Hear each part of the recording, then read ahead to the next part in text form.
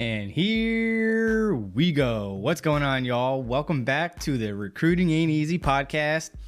Before we begin, my name is Swartz, and I help thousands of people every day, just like you, make an informed decision, navigating the joining process, making better decisions, getting better prepared for basic training, recruiting, and other topics.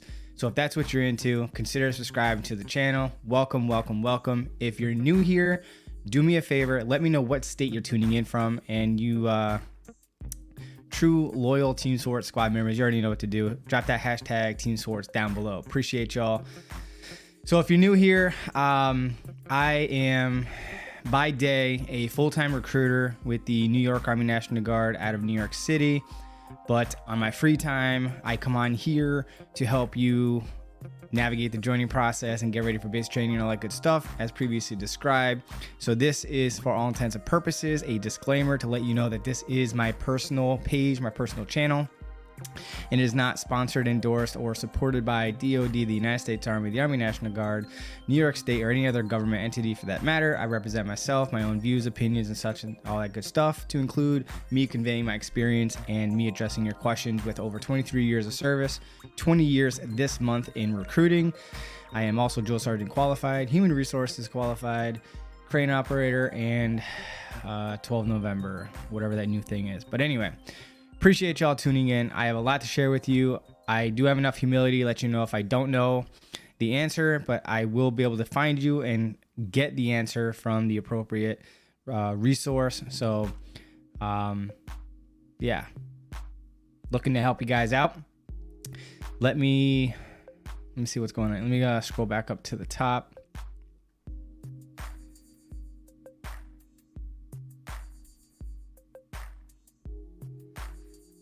So if you're new here, I work from the oldest comment, working my way up to the latest and greatest, most recent comment. Okay.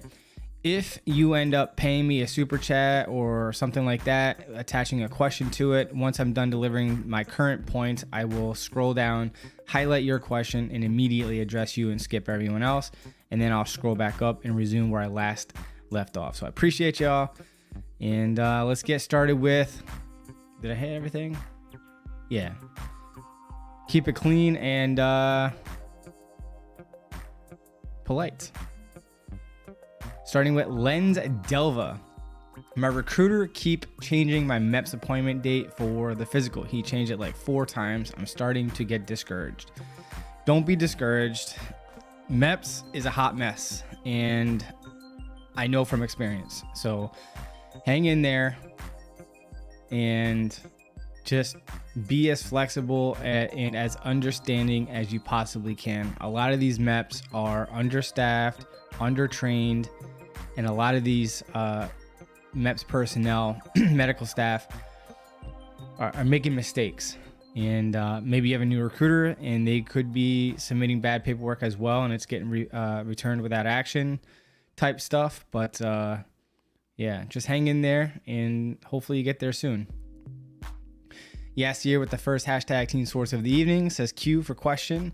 Joining the Tennessee National Guard, should I submit the free application for federal student aid if I'm not considering college for the rest of this year? Still waiting eagerly on my RE3 approval.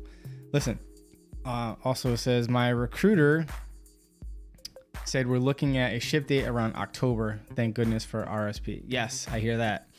So I would say live your life like you're going to college, because you can always like get out of college penalty free for training if you end up contracting. So my suggestion is continue driving on like you are as a regular civilian.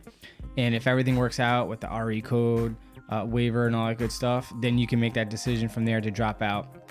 So I know in New York City with the CUNY and SUNY system that if you complete, I think 60 or 70% of the semester, they average out whatever you have, and that's your grade for the semester, and they'll give you credit for it, and you can leave early from the military. Pretty cool stuff. So see if your college has something similar to that.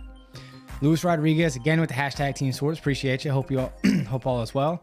Same with you, buddy. Thank you. What is the process and requirements for being a drill sergeant? How long does it take in the National Guard? Are you able to go on the trail? So there's a lot right there. So I had been asking for over a decade when I became a recruiter that I wanted to become a drill sergeant, or at least get drill sergeant qualified. So at least in our state, you're going to have to become a recruiter, maybe a, what do you call it? A RSP, Recruit Sustainment Program cadre member, like an instructor, and maybe they'll send you to the Drill Sergeant Academy from there. And it's the same process and requirements. You submit your packet and all that good stuff. GT line score of a 110 or better, unless you have the necessary scores to get the waiver, qualify for a secret clearance. You got to pass. Basically, there's additional background checks and stuff like that. But yeah, it can happen. And as far as the trail is concerned, it's more like an annual training, 2 to 3 weeks out of the year, kind of like for the summer surge in the summer. I have yet to do it, but yeah, that's one of my goals before I retire, is to hit the trail for at least a few weeks. I would love to go for a full cycle. So my goal and intent next year is to make mission suit like dumb early and then request to go on the trail for a full cycle. That's what I'm looking at. But yeah, good questions. I'm gonna come back to you, the officials TV, because I just got a super from Owen Qualheim. Appreciate you. Thank you so much. 96 on the ASVAB, going to apply for the United States Air Force Academy to become an officer, I believe is what he's saying. That's awesome. That's a really, really good grade. Excellent choice. Good luck to you, and hope you make the best out of that opportunity.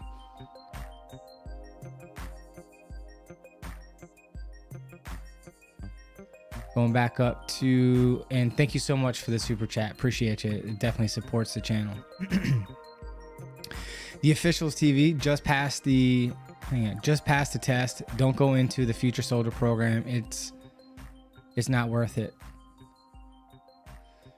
Recruiters, all liars too, bro. Don't trust them, and only join if you really want to be in the Army. Don't do it for no benefits.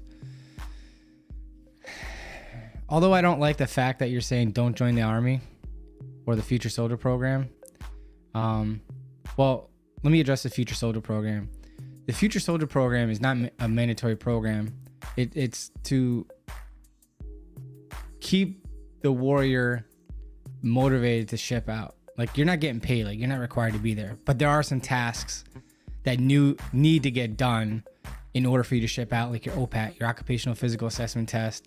You got to receive your classes on EO, SHARP, suicide prevention, things like that, and stuff that relates to your shipper's packet. So whether that's in the Future Soldier Program or in the RSP in the National Guard, unlike everyone else, we don't have a Future Soldier Program in the National Guard. We have the Recruit Sustainment Program, and that is mandatory, all right? And it is worth it, because you do PT in the morning, you do the OPAT, Army Combat Fitness Test, familiarization, 10 level skill stuff, but like a watered down version of those types of classes during drill, and we mentally and physically prepare you for basic training.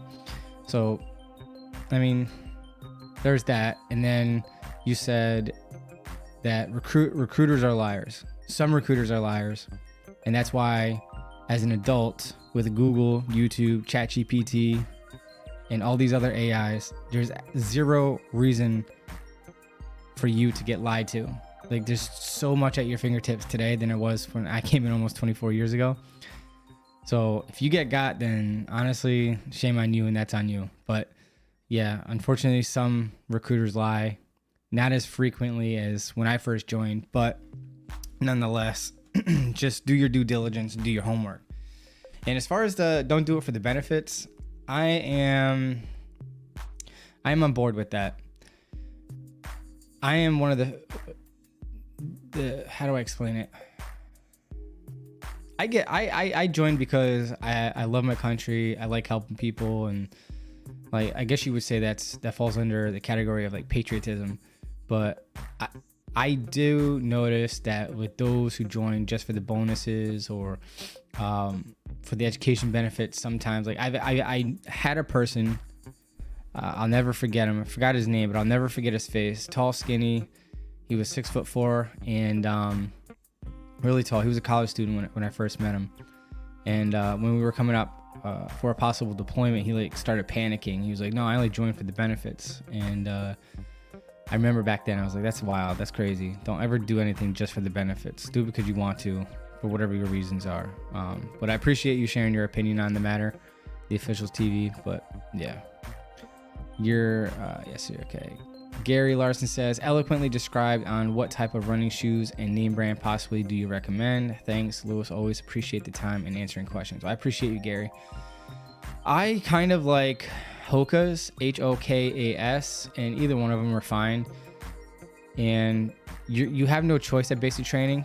They will flip a foot. Like if you're flat-footed, if you have a normal arch or a high arch, in my opinion, they're straight trash. But they're allegedly designed in a way to minimize running injuries while at basic training, while you're conducting physical training. But I use Hoka's. Of course, I don't have it here right now, but I have two different pairs of Hoka's that I use personally. But this is going to be personal preference to what brand fits your foot best.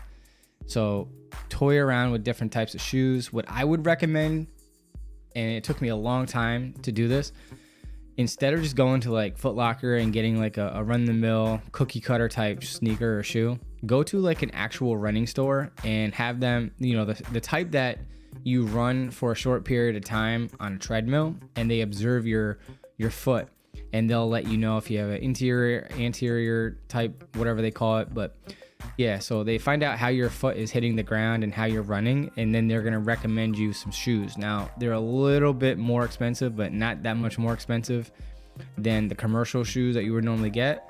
But if you get the right foot, you'll run further, faster, and easier. And that's what I would recommend. And not worry too much about the brand. Tina Searcy says, Oklahoma. My son just started AIT at Fort Sill, 13 Juliet. That's what I'm talking about. Congratulations, man. I hope your son is doing great things. Gary Larson says, describe on what type of running shoes. And, oh, you already talked about that. Kim, thank you so much for tuning in from Illinois. Appreciate you. That's awesome. David Da Silva says, hey, Swartz, I'm 41 years old. Would like to know if I can join a reserve branch that has a Special Forces MOS. So what I would recommend is, I just posted, I believe it was last Friday, Thursday, I think it was. It was the Special Forces interview, and they'll be able to tell you if they can accept you at that age. I'm not sure if they do age waivers, but reach out to Sergeant First Class Klaus. His contact is in the description area, and I believe I even pinned it in a comment section, so definitely go check that out. They'll better know if you can get that. JSN says, when I first enlisted, I had my bachelor's, but my recruiter never really explained the officer route to me. Now I'm trying to go OCS with my company. Will it make me go to the board if I show interest in OCS? So if you didn't say if you were a National Guard or Reserve or active duty. If you're in the active duty, regular Army, or Reserve, you're definitely going to go before the board. And if you're in the National Guard, it's going to be state specific. In our state, you interview with the OSM, the Officer Strength Manager. And as long as they bless off on it, they'll process your packet, and your packet goes before the board. But as long as the OSM supports your packet, you're good to go, and you're in there like swimwear. You get to pass go and collect $200. But you chance it if you go Reserve or active duty, because you go before a board, and it's, from my understanding, pretty competitive. Jay Zah says, I am from Jersey. I want to serve, but I am old. I think I just turned 43. You forgot how old you are? You want to go Reserve. So unfortunately, you're going to need an age waiver. But in my opinion, the chances of you getting a waiver at 43 is pretty good, but it is going to be a bit of a process. You just have to find a recruiter that's willing to go through the ropes with you and get that done. It's not that hard. You just have to pass the medical exam, the ASVAB, and all that good stuff. JSN, I do need to get my GT score up as well. Yeah, you definitely need to work on that. So when you're done, get with the education center on base if you're active duty. But you said Reserve, so you didn't. Yeah, you're in Reserve. Okay. Yeah, so Fort Dix, New Jersey. They call the education office and see if you can get into that 2 or 3 week course. They do it online in the afternoons, maybe. At least that's what my wife just did recently. It's really, really good. And you should be fine with getting what you're looking for.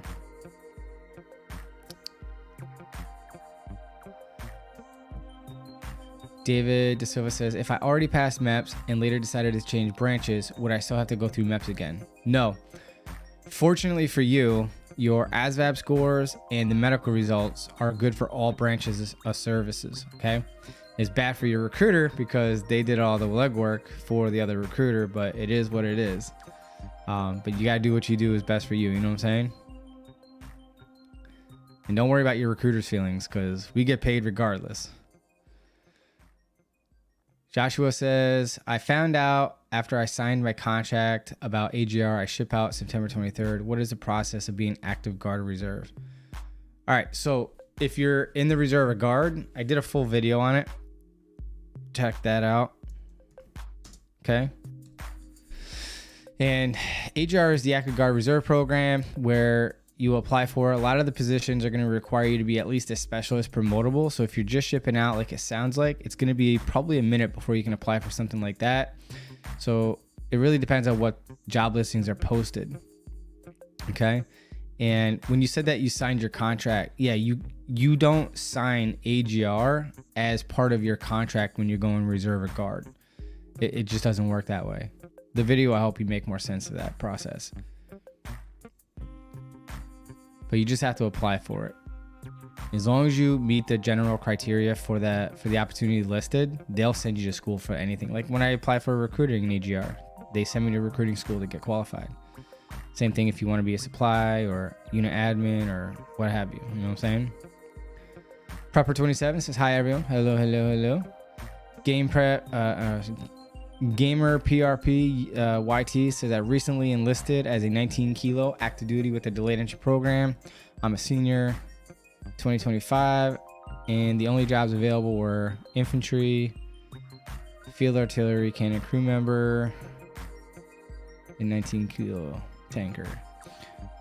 Kilo, I think that's tanker or Cat Scout, one of those two. I wanted 25 Bravo, but do you know anything about a renegotiation?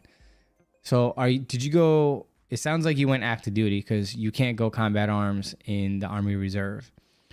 So if you went active, like it sounds like you did, you just have to go through your recruiter and more than likely it's going to cancel your current contract and then they negotiate the renegotiation of your MOS. Now, the reason they probably didn't give you 25 Bravo, honestly, is because they probably didn't have any slots at the time that you were there. It's why I always preach in my jobs video that if you're going active duty and they don't have the job that you qualify for that you want, if you're willing to and can financially wait it out until that opportunity becomes available and then go sign your contract. Unfortunately, we recruiters, we got to strike where the iron's hot. So I don't pressure anybody, but recruiters are known to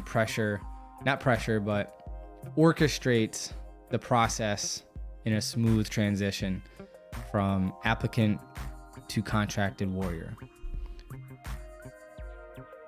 Jayza says, I want to enjoy your reserve at least, but I am full truck driver.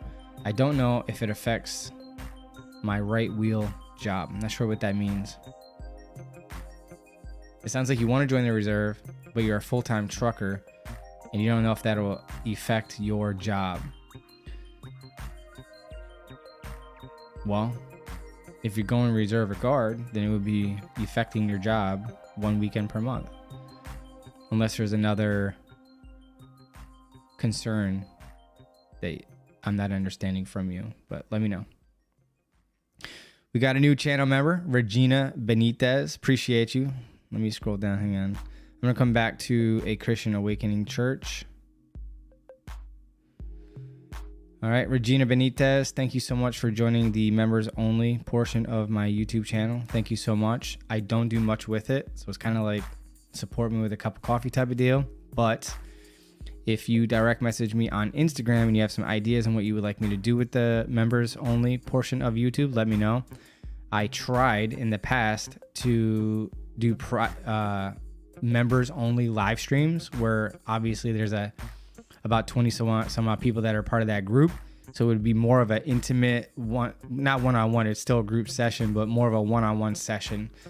And as long as it's under 8 people, I can bring up to 8 to 10 people onto the live stream. And we, instead of you putting in the chat box, it's literally like a real conversation. So let me know if that's something that you would like to do in the members section. Appreciate you. Thank you, Regina. A Christian Awakening Church says, at what rank can you be a drill sergeant? At least a Sergeant E5. Good question.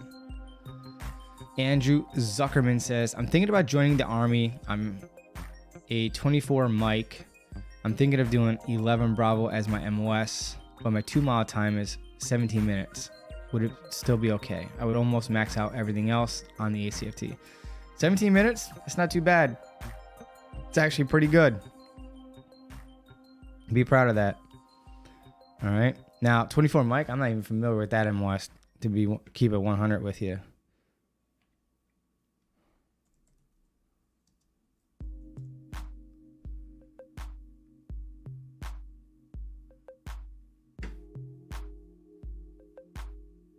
What is that MOS? I'm not even finding it. Did you choose the wrong MOS? What do you mean by 25M or 24M?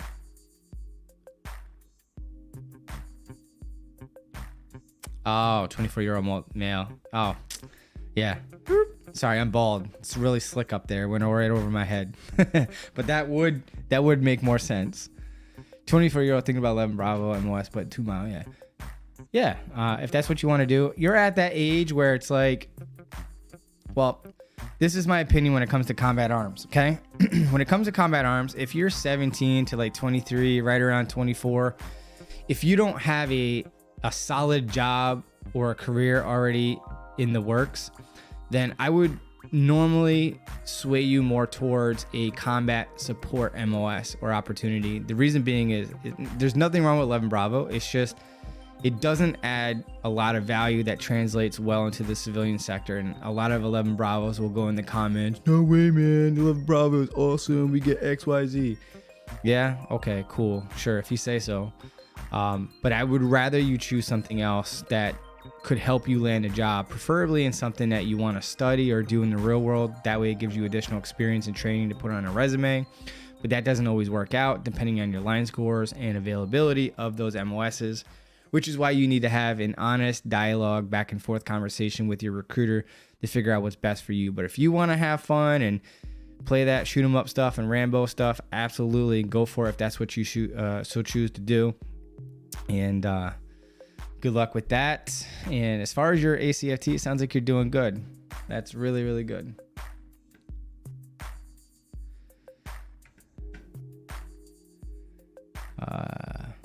I'm just going to call you XCB. Says, is there a lot of opportunities to volunteer for deployments for Title 10 orders in the Guard? So I talk about it in this video here. And if you look at the link, well, you might not have access to it because you don't have a common access card, the CAC, the Army ID card to log in. But yes, the opportunities are there. It also will depend on the ability of your current commander to release you for that deployment. And that if it's easier when it's within your state, but it goes across the country, and it's called tour of duty. You'll usually have to access that website through a government device or a government laptop or computer with your common access card. But it is MOS specific unless the unit that's deploying is willing to send you to reclass school, which sometimes does happen. Young Son says, shipping out to basic training in 13 days and OCS right after that. During the transition from basic to OCS, do you get to go home? No, you do not. You go from one location to the next. Sadly, but true. Eric Mashburn says, waiting for orders to start basic training, enlisted as a 35 Mike. Awesome MOS. Lots of opportunities post Army. That's all I'm going to say about that. But yeah, great stuff. Given the length of an investigation for top secret clearance, is it possible to start basic while the investigation is ongoing? Yes, that is definitely going to happen. More than likely, your clearance won't even conclude until you're much closer to your graduation date, and it's not uncommon for you to meet the graduation requirements, graduate, and then be held there as a holdover until your TS has been completed. And then you move on to your duty station or whatever it is that you're doing, whether it's guard or wherever. We got South Jersey Artisan here helping me out in the comments. Appreciate you. And and longtime channel member of the channel. Appreciate you, brother, all the time. And it says go to a run store and do those checks. Absolutely. But he also says, don't do it for one thing, bonus, travel, etc. That's any job, just pro and con. If it's beneficial, give it a fair time. Absolutely. Listen, this is what I tell people, right? Go for the job that you want, that you're eligible for, and as long as it's otherwise available in your area or available in general, because if you go and guard a reserve, it may not at all be in your area unless you relocate, type of a deal. But try to go for something that you want. And if it comes with incentives like a bonus or something, well, guess what? That's the icing on the cake. There's nothing worse than taking a job for a temporary incentive, right? To me, that's a mistake, because I know so many people that will join for a bonus for a job they definitely won't like, blow the money off in a month or so, and now they're miserable because they have the job that they chose just for the money. So don't ever do things for money. Do things because that's what you want to do. We got Andrew tuning in from Tennessee. Appreciate you. Thank you so much. Mike Goff says, I've been doing a fair amount of research on this topic, but haven't found a solid answer. As an enlisted soldier, is it possible to be tasked with giving a presentation? If so, is it common advice?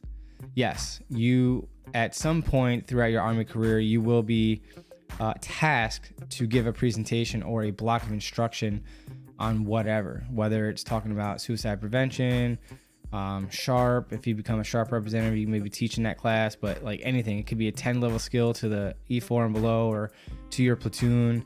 And it doesn't have to be like a PowerPoint presentation. It could literally just be you talking about it and walking people through the process.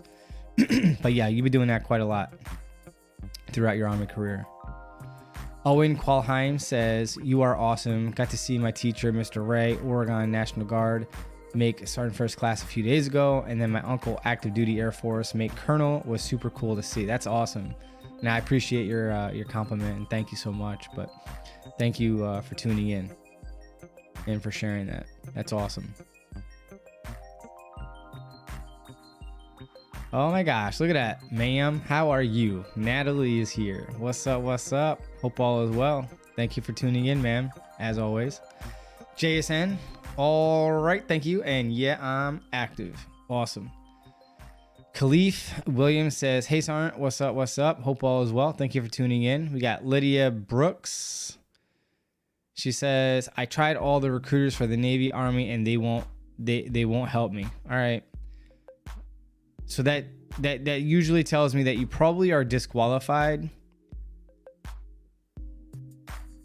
Yeah, I don't recall what it was, but I if I remember correctly, you had like a whole host of issues and required more than one waiver, if I remember correctly. But yeah, so hopefully, yeah, I mean, if you get the necessary supporting documentation to support the narrative that you could possibly get a waiver, then yeah, but I don't know all your details off the top of my head, so I don't know if you would be eligible for a bonus or not. Sorry you're going through that.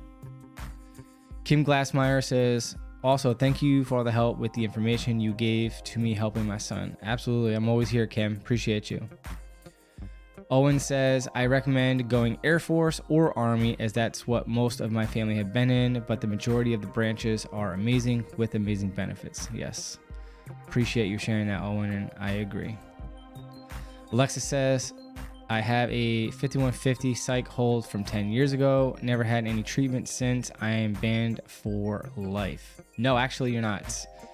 Not sure how extensive or severe or critical your issues were back then, but check out this video here And if it's pretty extensive, then follow what the video says. But if it's not that big of a deal, then a 1-2 hour consultation with a psychologist would be suffice. But check out that video. It explains everything in there, and good luck to you. And may the waiver gods forever be in your favor. Lydia Brooks again said, trying to join the Navy at 41 years old. What is the actual number for the regulation for the waiver? So I'm not familiar with the Navy regulations, unfortunately, so I wouldn't be able to help you out at that. But your Navy recruiter could probably help you out with that. Andrew, tuning in from Tennessee, looking into the National Guard, caught up on the MOSs. Would you recommend having an MOS in line with my current civilian job or something completely different than my 9-to-5? So in this case, because it sounds like you have established a career or a good job, I would recommend for someone like you to learn a new skill and to choose something totally different and something that would be beneficial to you to know that type of information as a civilian. For example, let's say you do administrative stuff for a company like human resources, like maybe you're in HR or something. Cool skill to have administratively, but why not become like an interior electrician, a plumber, or a mechanic, something that is going to be different, transferable to another job if you want to change careers or do a side hustle, but also usable in your day-to-day work. You know what I mean? Like, it's just good to know. But that's what I recommend. Something different and something useful. David says, regarding the ASVAB score and passing MEPS, how many years does your score valid if you haven't joined? All right. So if you're non-prior service and you've never served the military before, your scores expire after 2 years. If you join, sign your contract, and at the very least complete your basic training in AIT, then your scores are good forever once you get past your initial entry training. But if you never get to and or finish your initial entry training, your scores expire after 2 years. Gary says, can you turn the volume up? Yes, absolutely. Thank you so much for letting me know. And I used to able to hear you a lot better. Thanks, bro. Appreciate you. And thank you for letting me know. Let me know if that sounds better. And you're very welcome, Mike Golf.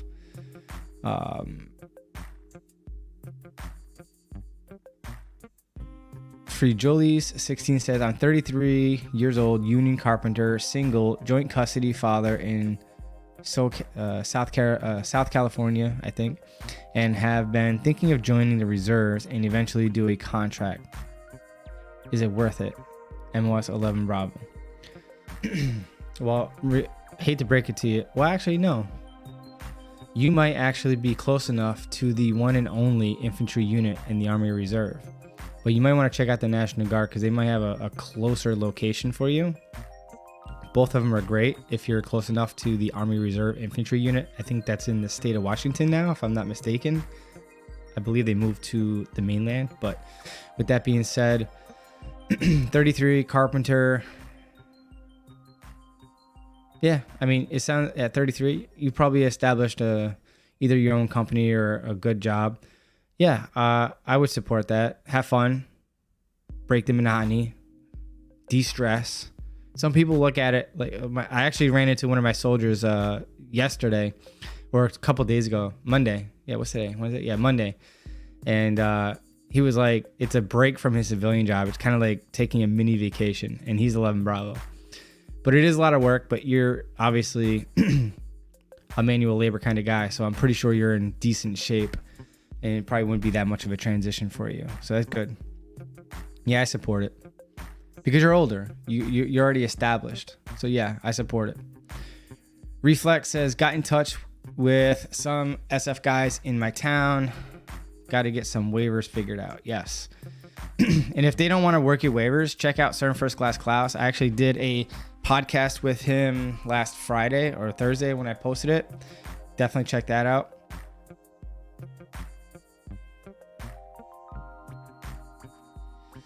And good luck on your waivers. Hopefully you get everything that you're looking for. Jayza says, do you think there's any chance like a truck operation right there in the reserve on the truck drive for more than 20 years lost? But I don't know if it's too hot out over there. I'm having a difficult time understanding you, but if I'm understanding you, you want to be a truck driver in the reserve or guard, and that's called the 88 Mike Motor Transport MOS. I'll drop it in the chat box. 88 Mike. Oops. That's motor transport. That's the MOS you're looking for. And yes, it is possible as long as you have a valid driver's license and have the test scores and all that good stuff. And Anthony Ramirez, I'm going to come back to you because I got a super chat from Owen Qualheim. Appreciate you. Said football season is coming up. Go Air Force, beat Navy. That's all right. The Air Force can beat the Navy, but you ain't going to beat the Army. Hashtag I'm just saying. Yeah, thank you so much for the super chat. Appreciate it.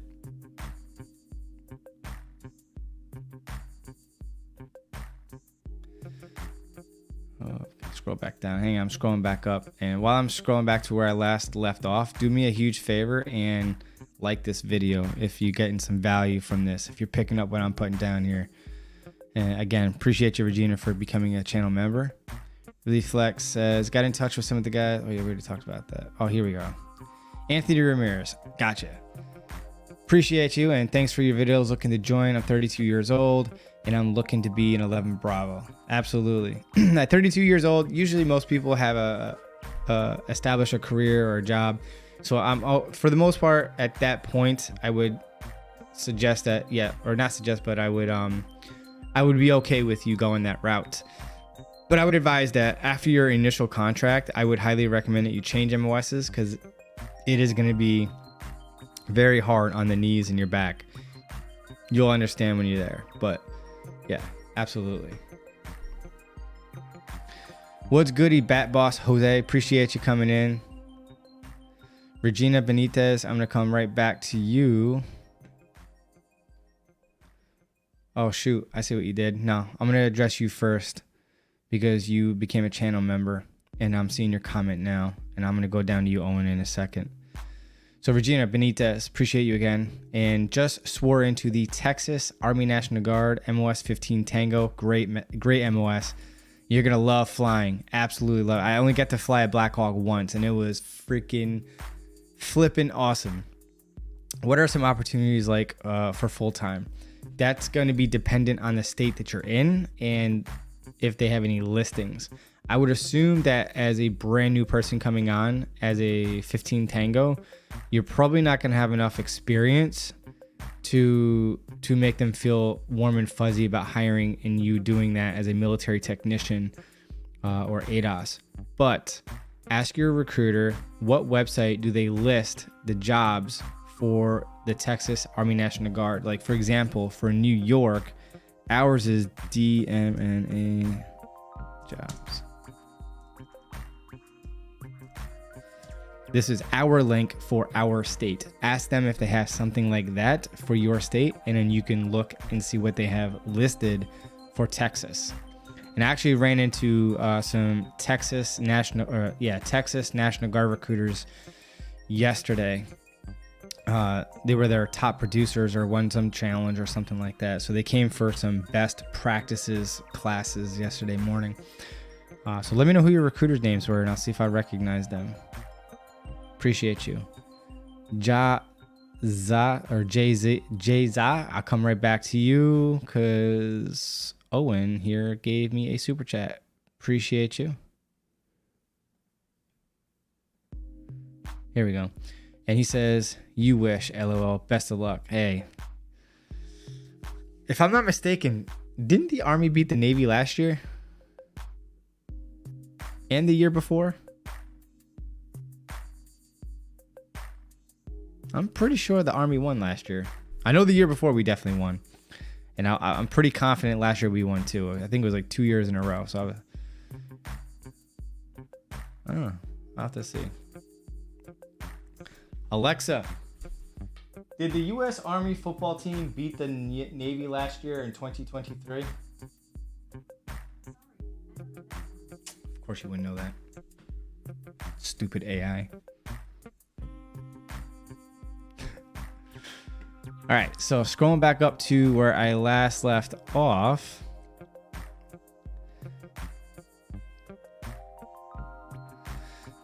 Jayza says Army has like equipment operations and transport. Yes, they do.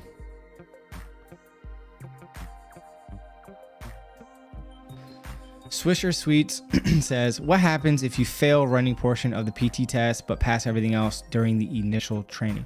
So during the initial training and for the rest of your Army career, currently right now with the Army Combat Fitness Test, there are 6 events culminating the entire PT test. Fail any one of those parts of the ACFT and you fail the entire test. You must meet 60% in every event in the entire Army Combat Fitness Test in order to pass. Andrew Delgado says, is it difficult to get an airborne school waiver? My recruiter says he's working on it. So my state doesn't have airborne, so I'm not privy to that. And I'm not sure what the waiver is waiving. If you could let me know, that'd be perfect. So that's more of a active duty thing, maybe reserve, and exclusively for the National Guard states with the National Guard opportunities with airborne and special forces.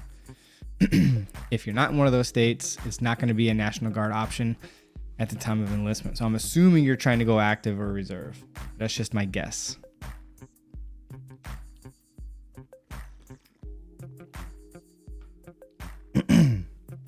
I love that mug.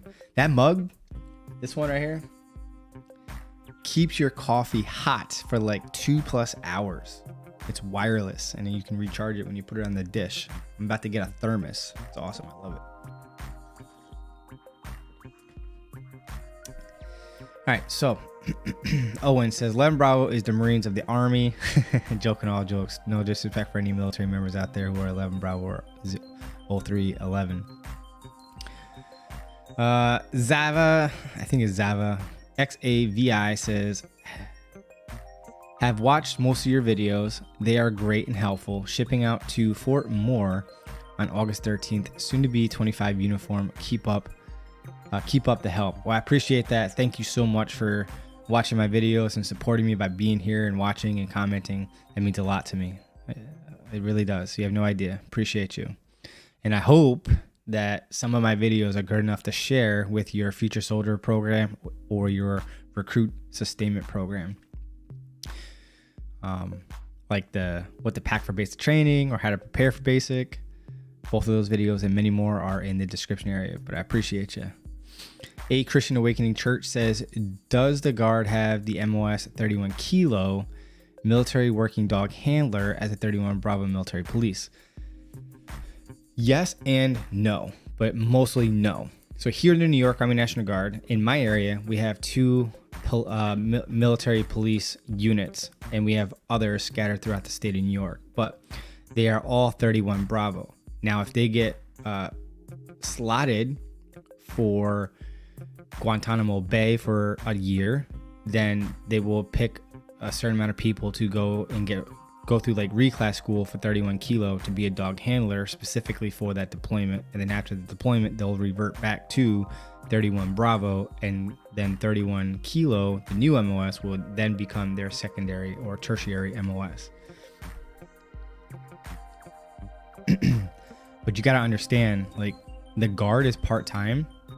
So unless we're somehow on an active Army military installation and have our own military police base that's full-time there, we're not going to have dog handlers, and you're not going to join as a 31 Kilo. That's something that you would do specifically for a rotation or a deployment.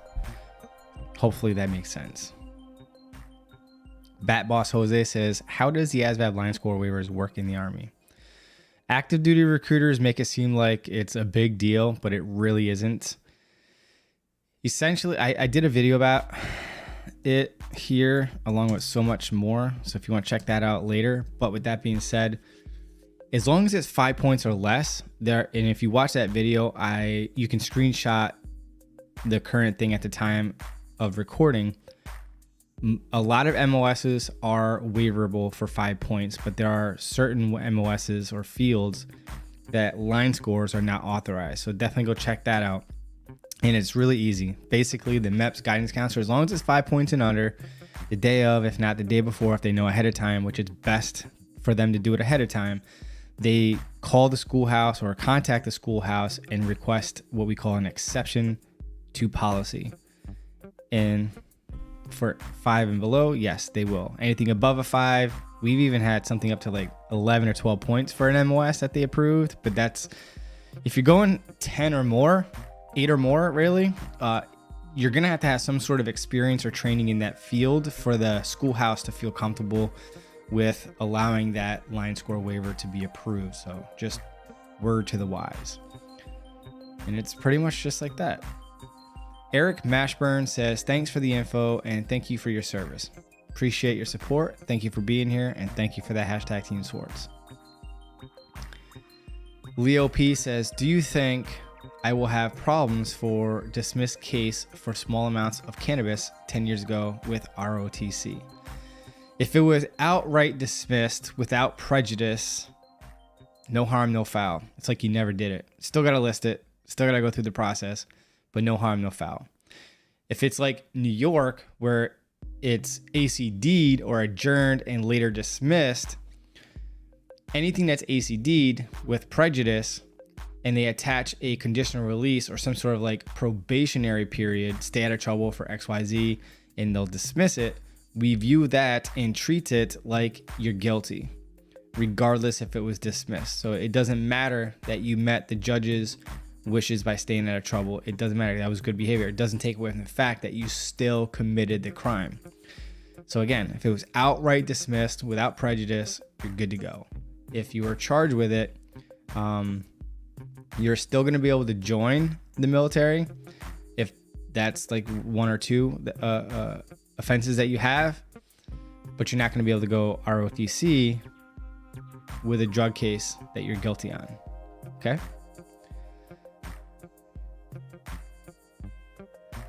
XAVI says, I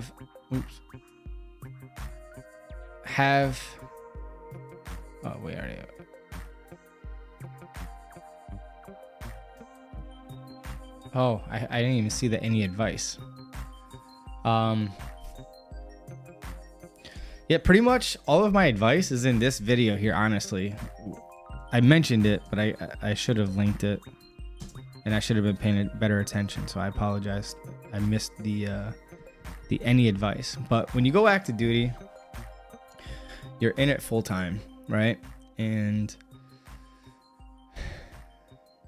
it can get lonely at times. You're gonna PCS, move around every 2 or 3 years, and that can get pretty annoying, especially if you end up starting a family and all that good stuff.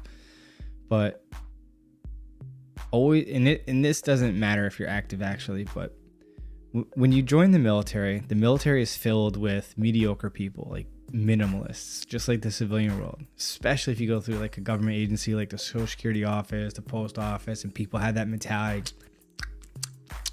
That's not my job. That's not my job. You know what I'm saying? And that minimalistic, mediocre attitude is what will hold most people back. And sometimes, and this is no joke, it doesn't matter what unit you're in, guard, active, or reserve, because you got lazy people everywhere. Sometimes just meeting the standard, the bare minimum, is actually excelling for a lot of these places. But do your best to excel and to do your best, do what is more than what is expected of you. And eventually, because you do more that is expected of you on a regular basis, even when no one is looking, is you get known to be reliable, dependable, hard work, and that's when other opportunities and things of that nature become available to you, right? And when you're good at something, so the goal is in the beginning is to do stuff that's good within your squad, within your platoon, something to make your company better, your battalion better, so on and so forth, growing your sphere of influence. I was actually speaking to my mentor yesterday, and I was overhearing him talking about it. with the new with the top recruiters of Texas on Monday. But yeah, so he's very articulate, very wicked smart. But yeah, so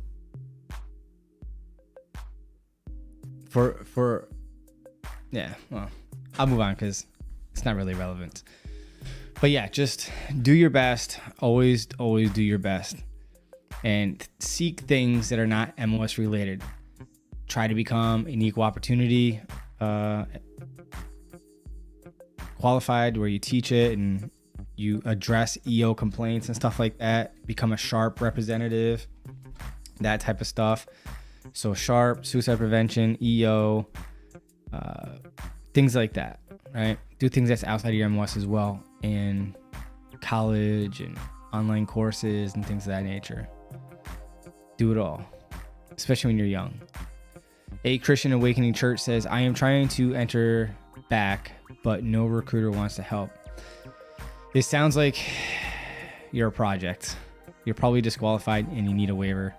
It sounds like that. If you direct message me on Instagram, we'll dig into it and we'll find out what's up, and I'll try to give you the best advice I can. I want to understand your situation. Okay? All right. So we got B Wits Nadshot says, I got I'm 20 years old, going in 19 Delta MLS in Florida Army National Guard. I take the ASVAB August 7th and I'm tripping out. What's the best way to prepare and study? Good question. You got plenty of time to do it. I got 3 videos to share with you and 2 ASVAB themed YouTube channels. So this first one, then we have this one,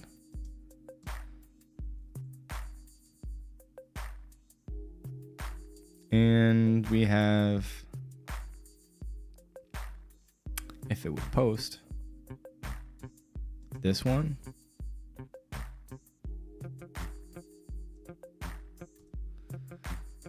and then the 2 ASVAB channels is Grammar Hero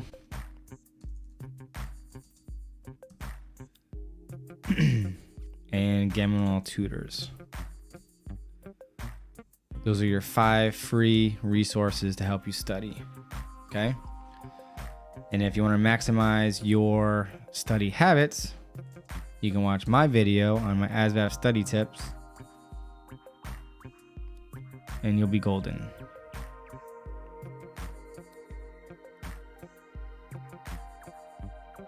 Andrew Delgado says, is it true you can pick Jedi as your religion while joining?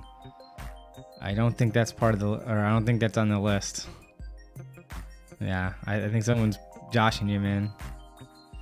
For some odd reason, I'm feeling kind of nauseous. It's weird. Mike Goff says, thank you for your response. The idea of giving a presentation or just having to speak publicly is something that has always held me back in life. I'm committed to overcome this fear. Well, I kind of know how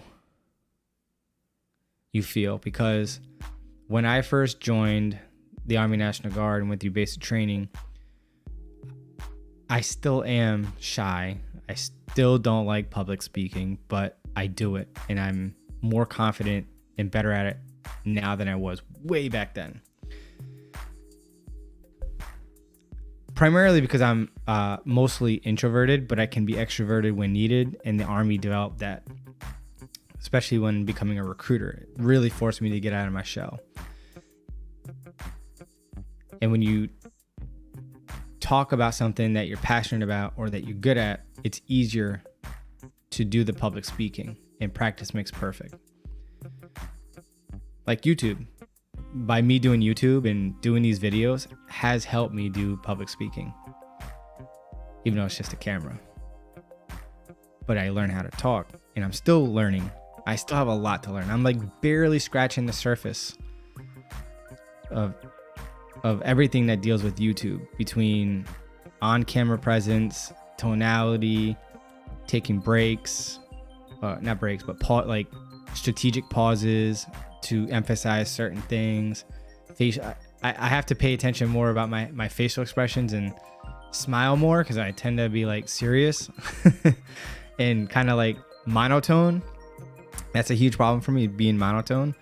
But practice makes perfect, or practice makes, it definitely doesn't make perfect. But yeah, you just got to go for it.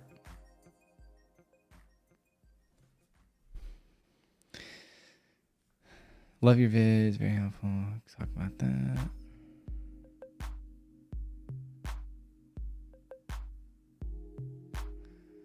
Yeah, if all goes well with the waivers, I'll have an 18X contract and going in as 18 Bravo Special Forces Weapons Sergeant. Any advice for the Q course? I don't, but the podcast that I just posted, again, last Thursday, I would definitely advise you to watch that video for sure. So it was posted last Thursday. In fact, let me see if I have the thumbnail on my phone so you know which one I'm talking about, because I posted 2 other videos from it. But the thumbnail looks like this.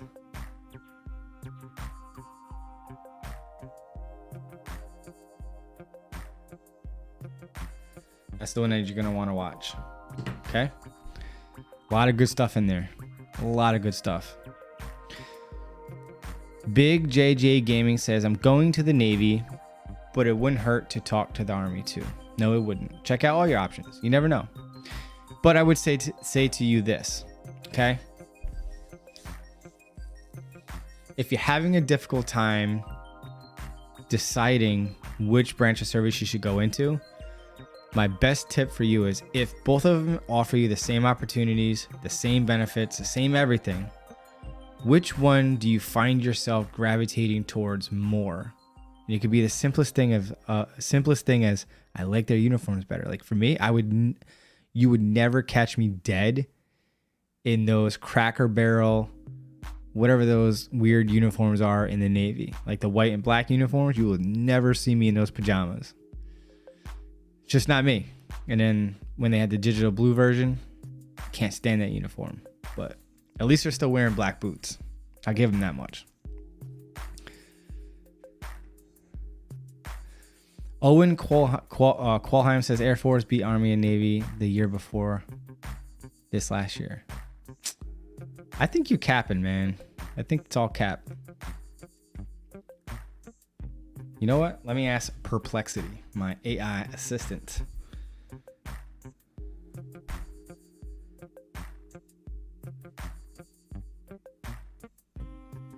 Hey, let me know, did the U.S. Navy beat the U.S. Army, the football team, at like West Point last year and the year before? Who won those games, the Navy versus the Army?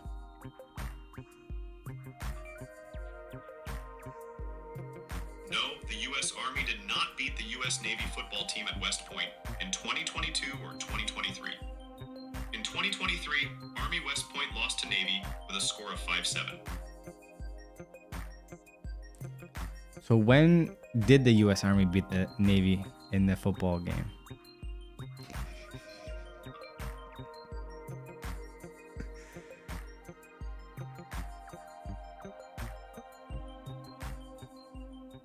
Yeah, this AI is awesome. This is like ChatGPT 4 on steroids. Maybe I should put it on Wi-Fi so it can think faster. The U.S. Army did not beat the U.S. Navy football team in 2022 or 2023. All right, he's confused. All right, AI's not too smart. But the Army did win. I thought so. I could have sworn because it was like a huge uproar. And XAVI, thank you so much for the super chat. Appreciate you. Let me go scroll down and properly highlight you on the screen because I appreciate that so much. Thank you again for the super chat. 23 to 22. That's what I was thinking. Oh, we lost. Oh, 21. Yeah.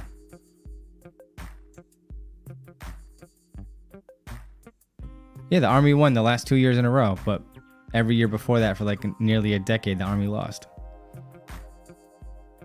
I mean, I'm not a football person or a sports person at all.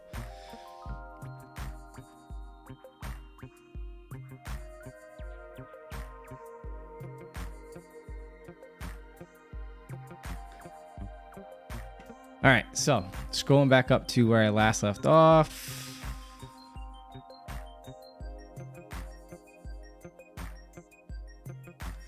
Alexis ships out in the 22nd as 11 Bravo for the Illinois National Guard. Any tips you can give for USADSA? So I have a few videos for you to watch.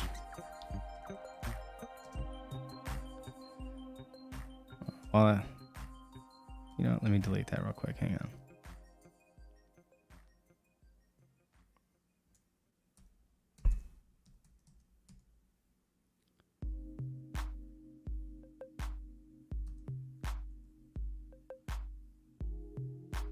The packing list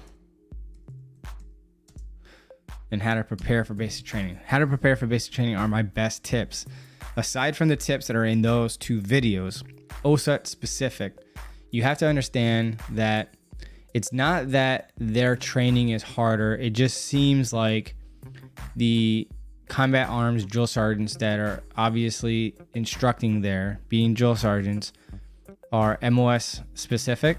They're very good at what they do, very, very passionate, and they want to make sure that you're doing it right because they know that they got to get you combat ready. With that said, be prepared to have some thick skin. Don't ever take anything personal. And this goes for any basic training experience to include OSAT, but they're very rough around the edges. And although you may feel they're coming down on you hard all the time, it's for a reason. They're preparing you mentally and physically for what's to possibly and potentially to come. And they, like I said, they take their job very serious and they want to make sure that you survive. And they could come off as being harsh or rude, but at the end of the day, they do want to see you successful and succeed and graduate, despite how they're treating you and what they're making you do and all that good stuff. But take it with a grain of salt, be a sponge, learn as much as you can, have fun, make friends. You're going to embrace the suck, embrace it together, lean on your battle buddies, help each other out. And that's pretty much it. Show up on time, be in the correct uniform, have a positive attitude, be motivated, fake it till you make it. If you're lost, you don't know what to do, just follow everyone else. You know what I'm saying? Because everyone's going to be doing the same exact thing. All right. And if you find yourself sad or whatnot, like, you're not alone. Find somebody else there with a like-minded individual and become their battle buddy and support each other. Be there for each other. You know what I'm saying? That's pretty much all I got for that. Andrew Delgado says, I'm going guard in WV. What is that? Wisconsin? No, that's not Wisconsin. That's not the state of Washington, is it? No, that's what at WA, I think. Wisconsin. Is that Wisconsin? It's a medical waiver. He said it's no big deal. He got. Oh, okay, good. Yeah, medical waiver is way easier now than ever. I can't believe it. They're very streamlined now. It's like within a couple weeks. Ventez-vous. I am actually doing a video about this. I want to say next week. So you're kind of like stealing my thunder, but I'm going to give you the deets now, okay? So I don't know why you had an IEP, some sort of learning disability, maybe high functioning autistic person or whatever. But if you had an IEP in high school, it does count against you, and more than likely you will need a waiver. So Tori, I am a sergeant first class. But with that being said, I just saw your comment, South Jersey Artisan. So when it comes to IEP, again, it boils down to the reason why you had IEP. If you should expect an approved waiver if your IEP and 504 plan was just a little extra time to take tests, maybe a quiet room, something minor like that. But if you were like full-blown short bus in the class with everyone else, like the actual special ed class, getting special ed training or instruction, then that waiver is going to be a hard pass. Do not pass go. Do not collect $200. Now, what would be your saving grace in that case if it was something more like that, or any case? is when you were in high school, you had an IEP, maybe a 504 plan, and then you went to college, but you didn't use an IEP or 504 plan. And that would definitely help you. So the few documents that you're definitely going to need, this not including the medical reason to why you needed it or a mental behavioral health reason that you needed it, but you're going to need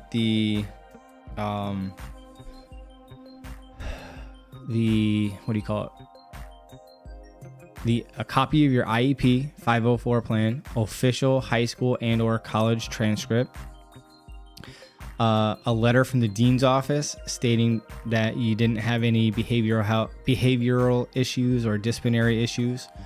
You're going to need character references, preferably from 1 or 2 teachers, 1 or 2 managers, maybe some colleagues and whatnot, things of that nature. And that's pretty much everything off the top of my head that I could think of. To include your previous records, I would definitely get an updated psychology or behavioral health assessment, depending on the reasoning. But yeah, good luck on your waiver. Slayer Hybra says, do you know what kind of permissions or forms do you need to travel to Mexico as an active duty soldier? Off the top of my head, you're going to need an OCONUS packet. If it's anything like me in the National Guard, you're going to need to submit a copy of your U.S. passport, your anti-terrorism certificate, possibly your itinerary to where you're going. Obviously, in your IPSA leave request, you're going to have to put the address, the dates. What else? Maybe active duty might have like a recommendation letter from the commander authorizing you to do it. And that's pretty much it off the top of my head. And maybe some sort of checklist that says you have all those things.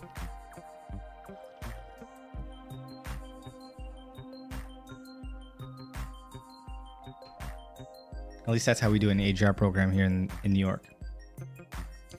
Alex Johnson says, what age limit of the Army Reserve or Guard? I am 36 now. Is it hard for 36 is easy. So 17 to your 35th birthday without a waiver. Once you hit 35 and a day older, you'll need a waiver. The highest waiver we've ever approved so far to date, according to the waiver department, who gave us a class back in January, was 47 years old. You're good. Lydia Brooks. So the minimum score to pass the ASVAB for all branches is 31. However, sometimes the Navy and the Air Force have increased the standards to something higher. But to pass it, the minimum score is a 31 or better. We do have in the Navy and the Army a program called the 09 Mike program that allows you to score a 21 or above. For the Guard and Reserve, active duty is currently allowing 16 and above, but right now 16 and above is closed, but they're still allowing 21 and above until further notice before it closes, like the Guard and Reserve. But yeah. Alexis says, can I get promoted while in training? I have a friend in the process of joining and I referred him, but he will most likely ship before he joined.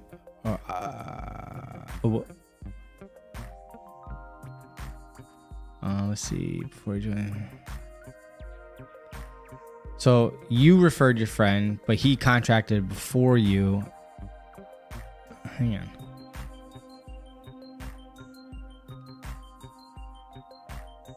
Oh yeah, so right now it does. Yeah, okay. I just reread that. I misread it. So yeah, you will get promoted. So basically, what ends up happening if you're in the regular Army or Army Reserve, the way it's gonna happen is. Same thing with the Guard. Once the soldier ships, then it gets processed. And then within, I want to say 45 days to 60 days, but it could be a little bit longer than that before it takes an effect. So at some point, yes, you will get promoted due to that referral, as long as the recruiter listed you down as the referring person.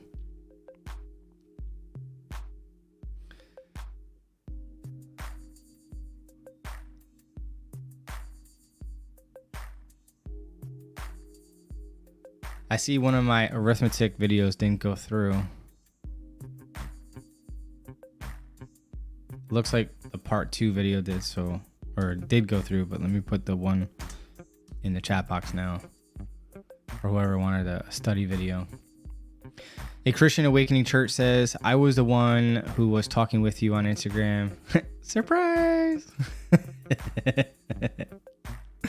Well, there you go. Were you sharpshooting me to see if I was going to give the same response? Is that what it was? Testing me? I see how it is. Playing games with me, huh? How hard is it to live on base? Well, when you're E4 and below on active duty, it's mandatory. So it's not hard at all. Call sign scars. My recruiter reached back out to me saying I don't need to wait until I join the Army and I can join sooner because of new guidance that is coming out within the next few weeks. What does this entail? Call sign scars. I would really like more information so I can get better context to what it is that you don't have that's coming out in the next few weeks that's going to help you. So what's the issue that you're dealing with or have that's preventing you from joining now that's coming out in the next few weeks that's going to help you join? And then I would be able to understand your context and respond. Capo Beats says, currently in Korea, joined because of your videos. That's what I'm talking about. I love this stuff, man. Active for 2 years. Since joining, I've had 2 friends join. Both have given my DOD number to their recruiters. I still got no credit for my ribbon. Man, that sucks. How long ago was that, Capo Beats?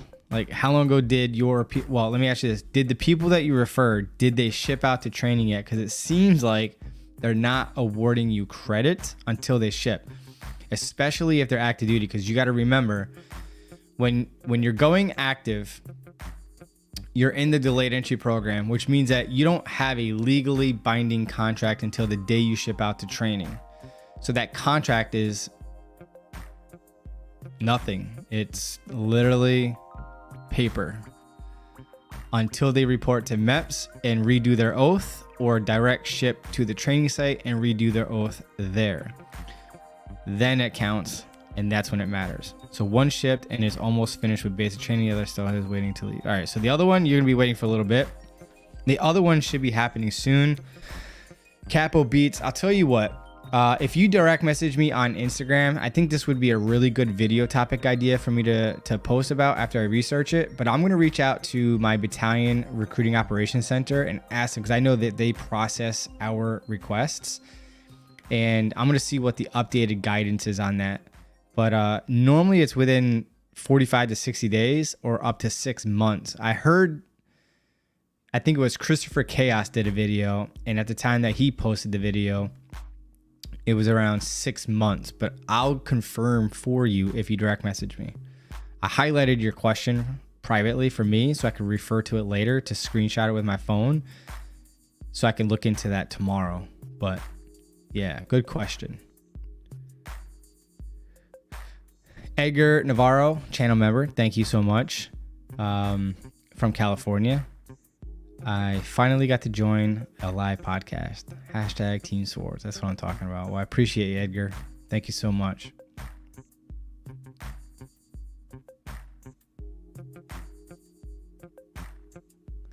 Capo says, is there any recruiters purposely not showing me as the referral related to the information? I posted a few messages up. Capo, yeah, that's what I pretty much was trying to figure out. But yeah, I would reach out to those recruiters and ask them straight up. In fact, tell them, hey, listen, do me a favor. Can you email me their 1966 showing that you listed me as the referring person the day that they contracted?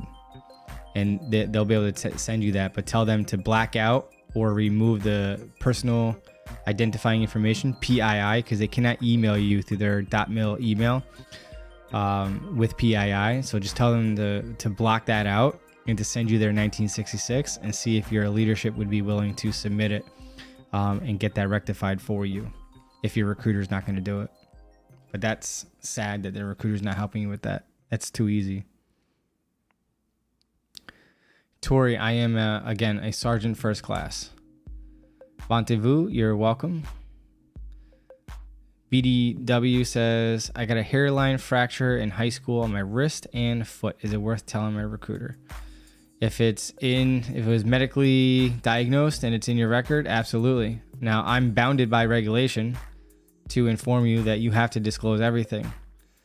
All right. But share that with your recruiter, and I'm pretty sure that they'll do the right thing by you. All right. And hairline fractures, as long as it's been more than 6 or 12 months, you're good to go. What I would recommend is just go to your regular physician, preferably an orthopedic, but your general or primary care physician, just go to them, have them do some sort of like basic evaluation exercises or movements or whatever. Make sure that you have full range of motion, normal strength and whatnot, and just get an all clear letter stating, based on today's evaluation, patient expressed that at these ages had an hairline fracture here, and for whatever, and based on ABC assessments, patient shows full range of motion, blah, blah, blah, some medical jargon, and basically says that as long as you are otherwise living a healthy and active lifestyle, that it's perceived or presumed that moving forward that you can do everything but not limited to crawling, kneeling, walking, running, jumping, climbing, pushing, pulling, and lifting even under heavy load with no limitations or restrictions, and you'll be good to go, to include the original documentation. That's not for me. Edgar says, hello, I am 40 years old and in the process of joining the Army National Guard California. My question is, when someone finishes their contract, can they re-enlist and choose a different MOS? Yes, that is the best and most opportune time to negotiate a reclass to a new MOS that you're qualified for. Hopefully it's within the same unit. If not, as long as it's within your area or as far as you're willing to travel, if you're going Guard or Reserve, and if it's active, then they'll relocate you regardless. But yes, that is the best time to do it. Ooh, sorry.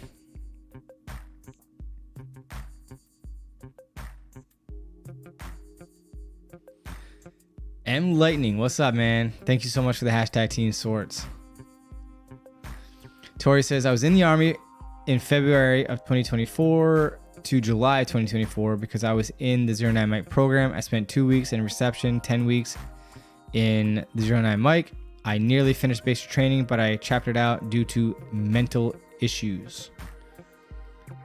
I was chapter 11, refusal to train, entry-level separation, will be eligible for a re-enlistment in the future, or am I permanently disqualified? All right, so that's probably going to be closer to the 24-month mark, but anytime you get prematurely discharged by not completing successfully your contract is usually going to carry a minimum waiting period of 6 to 24 months, depending on the narrative reason for separation, meaning the why, the reason that you were discharged from, in this case, the Army. So in your case, because it was for mental reasons, you would have to get and obtain 2 waivers, an administrative waiver for your discharge, and you're going to have to get an all clear for your mental health in the form of a medical waiver. So depending on the circumstances, make matters even worse because it's mental, you may have to wait at least 24 to 36 months before MEPS would be interested in allowing you to do the medical exam in a new psych consultation and having a strong applicant statement and character references and updated evaluations and all that good stuff. I talk about it in depth in this video here, so you might want to go check that out and save that for future reference. All right, and good luck to you. Sorry that that happened to you. I wish you stuck it out, but it is what it is, and I'm pretty sure you had good reasons if you didn't follow through. Capo says, usually Oconus travel also has to be approved by your BC. Yes, absolutely, definitely, always. That's the final approval authority for sure. But it still has to be recommended by your commander.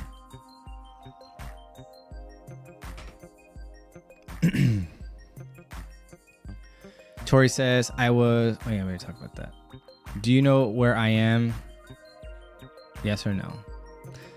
I know you're on YouTube right now, but if you mean physically, no, I can't see through YouTube to know where you're at right now physically. Capo is not for me.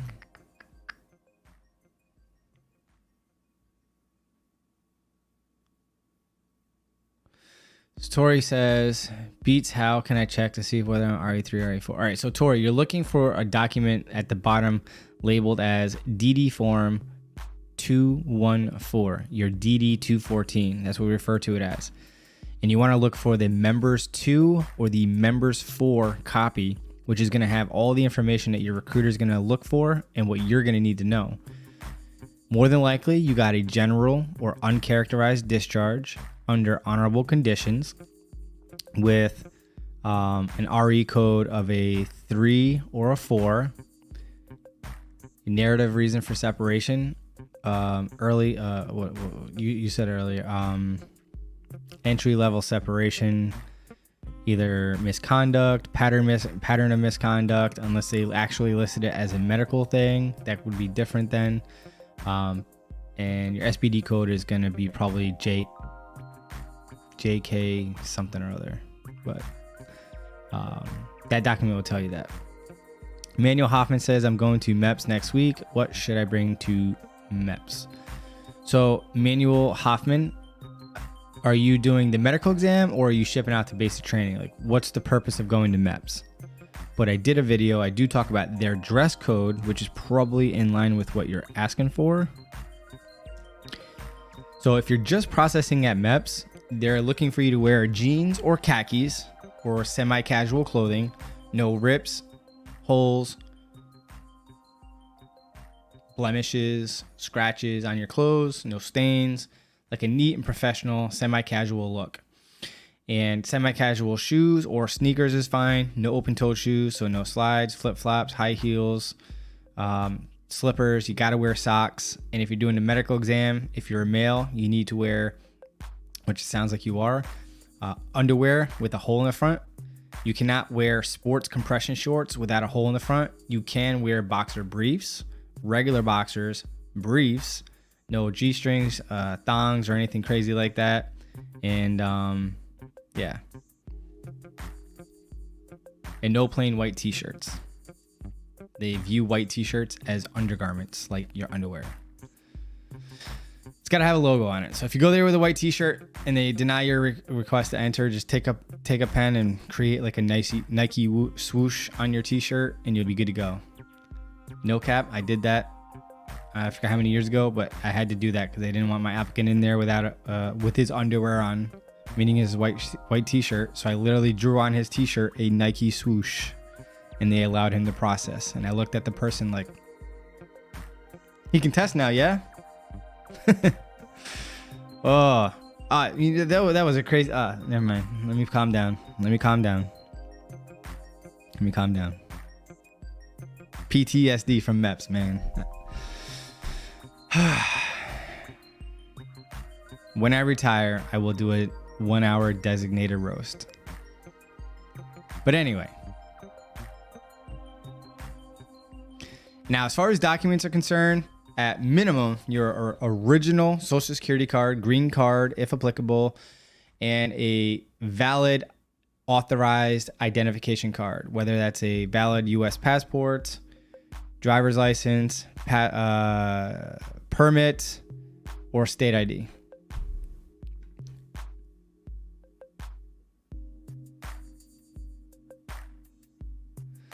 Call sign Scar says, I got PDQ from active duty and a TDQ from the National Guard for 2 years for a hospital stay in 2021. I called USARC and the first RN said I can retry in October, which marks 3 years when first RN recruiting. Yeah, so if it's mental health, anxiety, depression, stuff like that, yeah, it's usually a 36 month or a 3 year wait before you can reapply to join. So yeah, said I can start in September, so it gives me time to gather all the necessary information, update my profile, blah blah blah. Yep, absolutely. And if it's medical, which it sounds like it, check out this video. It's coming in the chat box. It's also linked down below. All right. Good luck to you, and may the waiver gods forever be in your favor. Muhammad Sabar or Saber, I'm jacking up your last name, but Muhammad, is the volunteer allowed to be promoted to rank of captain? Thanks. I'm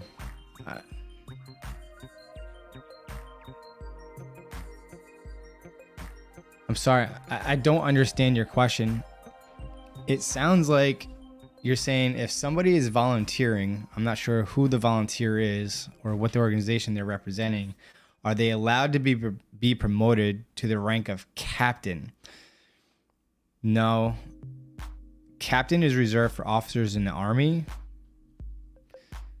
Are you talking about like this, like the state guard? Is that what you're referring to as volunteer? And if you're a first or second lieutenant in the state guard, can you eventually earn captain? From my understanding, with the state guard, if that's what you're referring to, they don't usually move up too much. And a lot of them, if they were good soldiers who came out and decided to volunteer with them, then they usually move up one rank. So if you retired as a master sergeant, you would be the first sergeant or a sergeant major in the state guard, and one rank higher on the officer side, if that makes sense. But hopefully that makes sense. But yeah, I'm sorry, I'm just not quite understanding your question. Hey, Christian Awakening Church says, I am New Jersey and I want you to be my recruiter for real. Are you the person that has the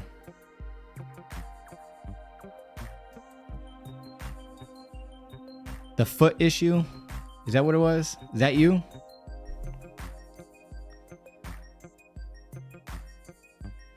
Big Pen says, so the warrant officer route, what's school like for a potential helicopter pilot? Is it one of the hardest schools besides cyber? Yes, I would say so, because you got to go through flight school and all that stuff. Oh, a Christian Awakening Church. Yes. All right, cool. Yeah, I know who you are now.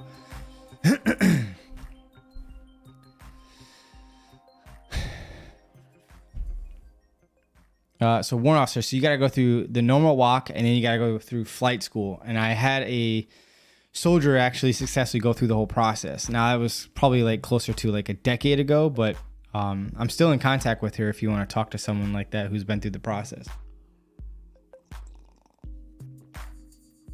Just direct message me on Instagram at TEAM SWARTZ, and I'll link you up with her.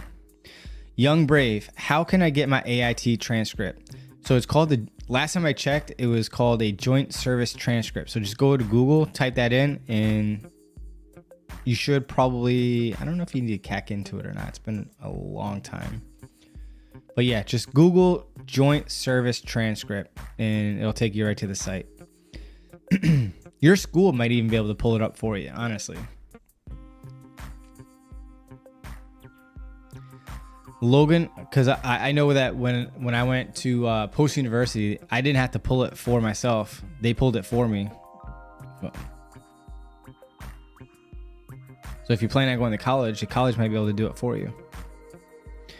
Logan Hertel says, how to run a 2 mile prep for basic.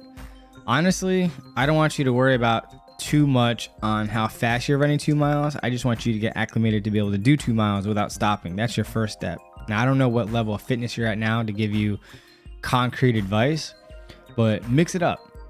Choose your primary focus before leaving should be running, because you're going to do more than enough strength training while you're at basic between the corrective training and your normal PT Monday through Friday. So with that being said, focus on your running. One day we'll be running 2 miles in your shortest time possible. So it's you versus you, beating your run time from the week prior. Second day of the week, you're going to run 3 to 4 miles at a comfortable pace, airborne shuffle, roughly 9, no more than 10 minute per mile pace, like dumb slow. That's your fun run. Then on the third day, you're going to do 1 mile at a comfortable pace. That's part of your warm up. You can do 1 or 2 wind sprints for 30 to 60 seconds up a slight incline as your warm up at like 50 to 60% max effort. And then the next 10 reps that you'll do is 30 30 to 60 seconds, dead out sprint, 90 to 100% max efforts. Walk back, repeat that 10 times. Okay? That's your best bet to prepare for basic. And walking at least an hour a day briskly, like walking with a purpose. The reason why I say that is probably sometimes more important than running, honestly, is by walking an hour or two a day, splitting it up an hour in the morning, hour at night, is conditioning your feet and starting to develop and condition your calluses. So eventually you're going to find out some hot spots on your feet. And if you get blisters, let them be. If anything, just pop them and leave them. Don't peel them off, because eventually they're going to like glue to your skin, I guess, for lack of a better way of explaining it. And it now becomes calloused. And those calluses are good because you don't want soft feet when you go to basic training. You will get tore up from the floor up. So condition your feet now. Manuel says, going to be doing the medical and ASVAB. Good stuff. Good luck.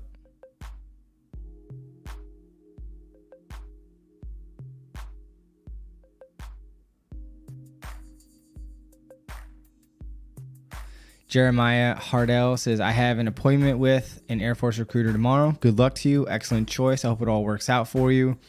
Now, I have a video that's titled, Don't Join the U.S. Army Until You Watch This Video. And even though it's Army, it's universal. You can use those tips for any branch of service or any option that you're considering. Obviously, I'm in the Army, so I titled it for the Army, but those are your best practices and best tips when evaluating a branch of service that you're looking to join, or all branches of services. So definitely check out that video. Basically, it's going to explain how you do your research, talking to in-service, prior service individuals, along with some like disclaimer with that. Google the official pages, YouTube pages, and stuff like that. But it's worth a watch. Definitely go check it out. And good luck to you, Jeremiah. I hope you get into the Air Force. Andrew says, would I be able to join the Army National Guard with mild appendicitis, or do I have to wait until it's removed? If removed, is there a general... So for appendicitis, yes, it's usually after 6 months from date of surgery that you'll be able to, at that point, be approved enough to go in and do the medical exam at MEPS. But you're going to need an all clear letter that you fully healed and 6 months has passed from the date of surgery for sure. But that's an easy waiver to get approved. But if you currently have appendicitis, you're going to have to get that taken care of. And it sounds like you have to get it removed. So that will have to be completed and wait those 6 months before you can apply.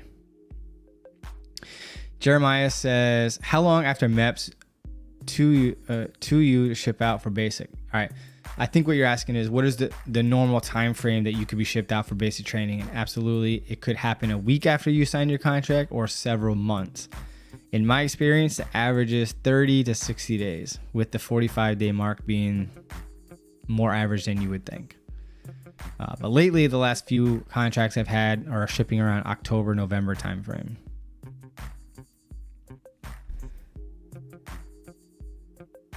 Yes, that's what I thought. CAC. Tori says, when you become a drill sergeant or senior drill sergeant, do you get assigned to another duty station or fort? Sometimes, but usually you're in the same spot, but you can get moved around for sure. It really depends on the needs of the Army at that time. Interesting name. Brown Sausage says, I lost my AIT diploma. How do I get another copy? You're going to have to reach out to the training site or look into iPerms and see if they have an official copy there. So get with your unit, have them walk you through the process to access your iPerms or IPSA, and you'll be able to see your documents in there. And it should have been uploaded there, unless your unit needed to do that. So if you lost it and it's not in your iPerms, then you're going to have to reach out to the training site and see if they would be kind enough to redo it. But good luck with that. Pretty sure they're probably not going to be willing to do that, or they'll say yes over the phone and you'll be waiting until your deathbed to get it.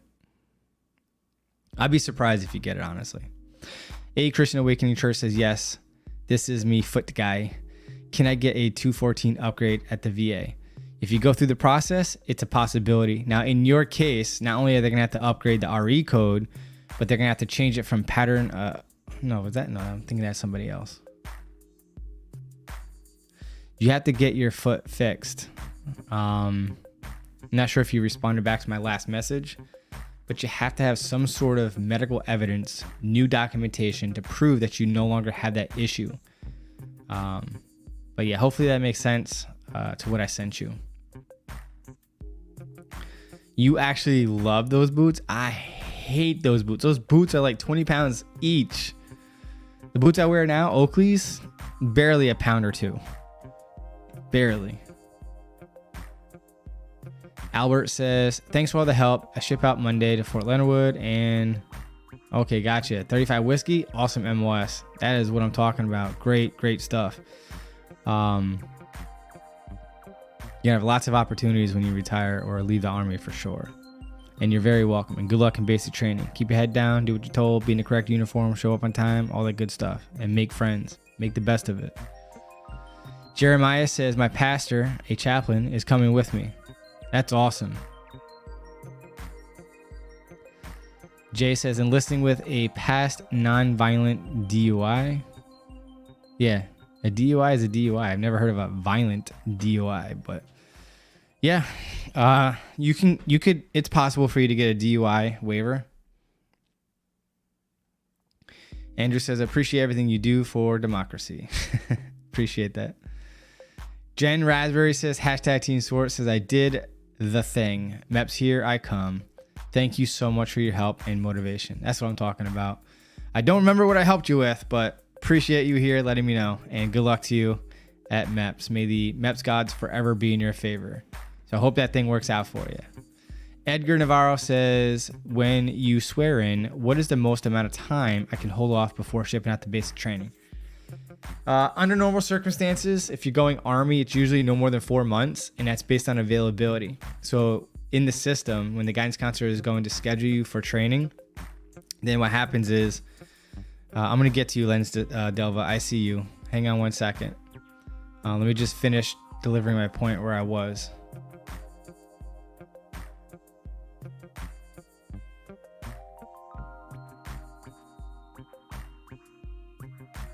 Sorry, I have to figure out where I was.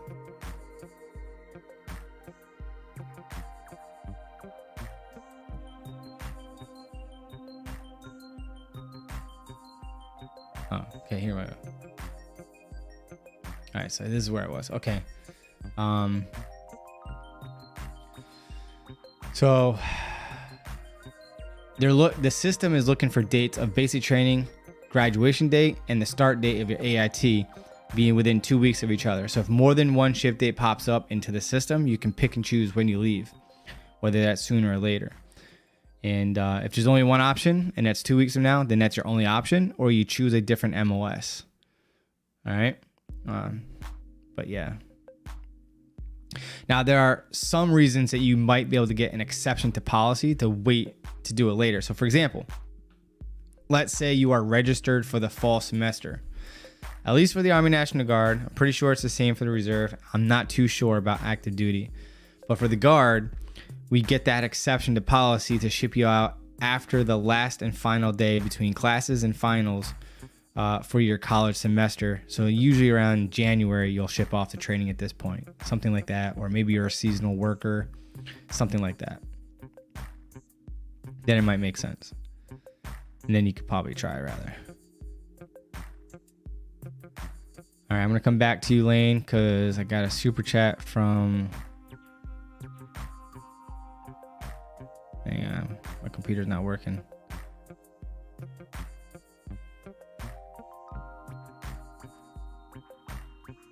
Okay, so Lens Delva, thank you so much for the super chat. Appreciate you, it means a lot, goes far on the channel, and I reinvest it into the channel. So it says here, do the Army still offer a quick ship bonus? How would I know if I qualify for it, and can I talk to a little bit about it when it's time to sign a contract? Hashtag Team Swords. All right, good stuff.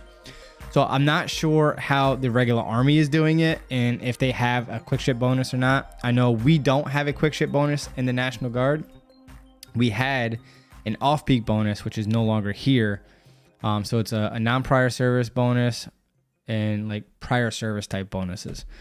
But yeah, so if you go in regular Army, I'm not sure what their requirements are, but I know for the National Guard, to qualify for a bonus, you got to score a 50 or better in the ASVAB, commit to a 6-year contract, and it's MOS specific. So it's 2 MOSs on the list currently. It's crazy. But don't do anything for a bonus, all right? If when you sign qualifies you for a bonus, it's not like we pick and choose who gets a bonus. It's not like we're like, all right, so we got 5 people processing today. We got 5 bonuses, but you know what? I only feel like giving out 1 today. It's not like that. It's tied to the opportunities and your qualifications at the time that you're contracting. So if when they pull your ship date in the MOS that you have, if it's attached to any type of incentive, you're going to get it no matter what. Again, with quick ship bonus, ask your active duty recruiter if that's available. I know for the Guard, it is not. And same thing with the reserve. You have to talk with your recruiter to find out. Okay? And good luck to you.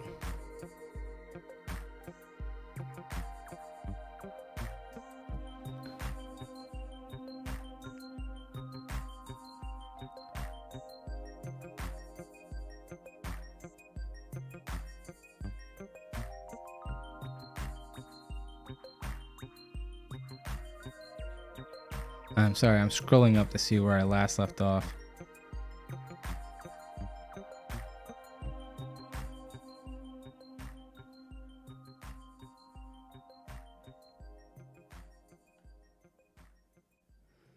Oh, here we go. Wow, I got, okay, cool. Capo says, actually, no, sorry, Lane. Where was I?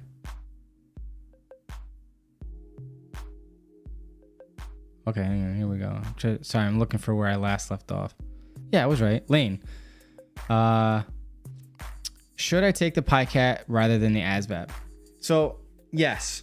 Reason being I say that is what I like about the PICAT and what I hate about it is this. So, the PICAT is the ASVAB.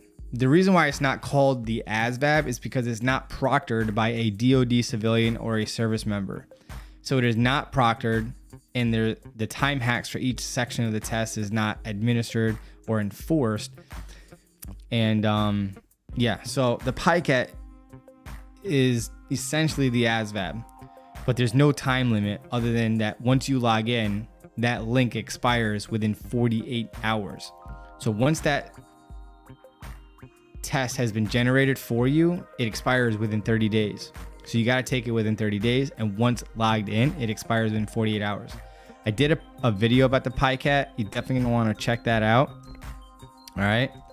It gives you the pros and cons and what to do when taking it to make it more realistic to how you take it at MEPS. So you're going to want to administer time hacks for each section. So put your phone in airplane mode, set the timer for each section, and take it like that, because that's how it's going to be like at MEPS. But the reason why I like it is not so much for the overall grade, because I don't trust nobody. So if you do really well on it, especially like if you got like a 20 something at my office on the practice test, and then somehow you got an 80 something on the PICAT at your house,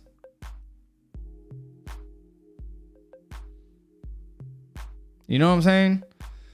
I care more about the line scores, because you're not looking those answers up. Guarantee you that. Guarantee you. But it's a glorified practice test that could possibly be for record. So when you go to test at MEPS, you're going to take the verification test. As long as the system's not down and you're not one of the random people that are selected to take the full version. So as long as you're taking the actual verification test, then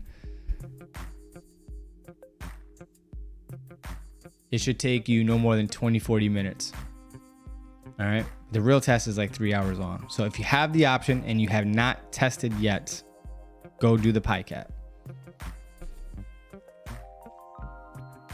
Capo says it's like up to a year or something delayed entry. What branch of service are you joining at? You have to wait a whole year before you go to training. It must be like some sort of like weird MOS, like a 35 series or something. It only happens like a few times a year maybe.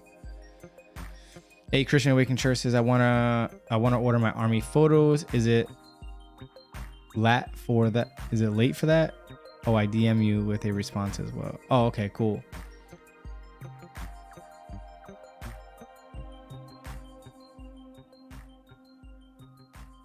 So when you're at the training site, if you get that far, then they'll do photos for you there. In my opinion, they're expensive AF. Just go to a regular photographer in your area and it'll probably be way cheaper and way better, honestly. Because the photo you're gonna get or take at the training site is literally at the reception battalion. Let's say you're a little on the husky side or the heavy side. Like, you're not even gonna have your name tape on your uniform a lot of the times. And it's not your uniform, but you put on a uniform top that is around your size and you look like a soup sandwich. And then you take your photo, and they sell those and they're mad expensive. So wait until after you graduate, you upgrade your uniform to something more form fitting. So you look sharp AF, and then you get a sharp video, you know what I'm saying? Or a sharp photo, you know what I'm saying? But you get a way better quality video or photo. Sorry, I'm a video guy. After the fact. And I'll look at my DMs as soon as I can. Lady says, is it okay to kick doors in a mental home? My counselors do kick open doors. I'm not sure. I'm not following what you mean by that.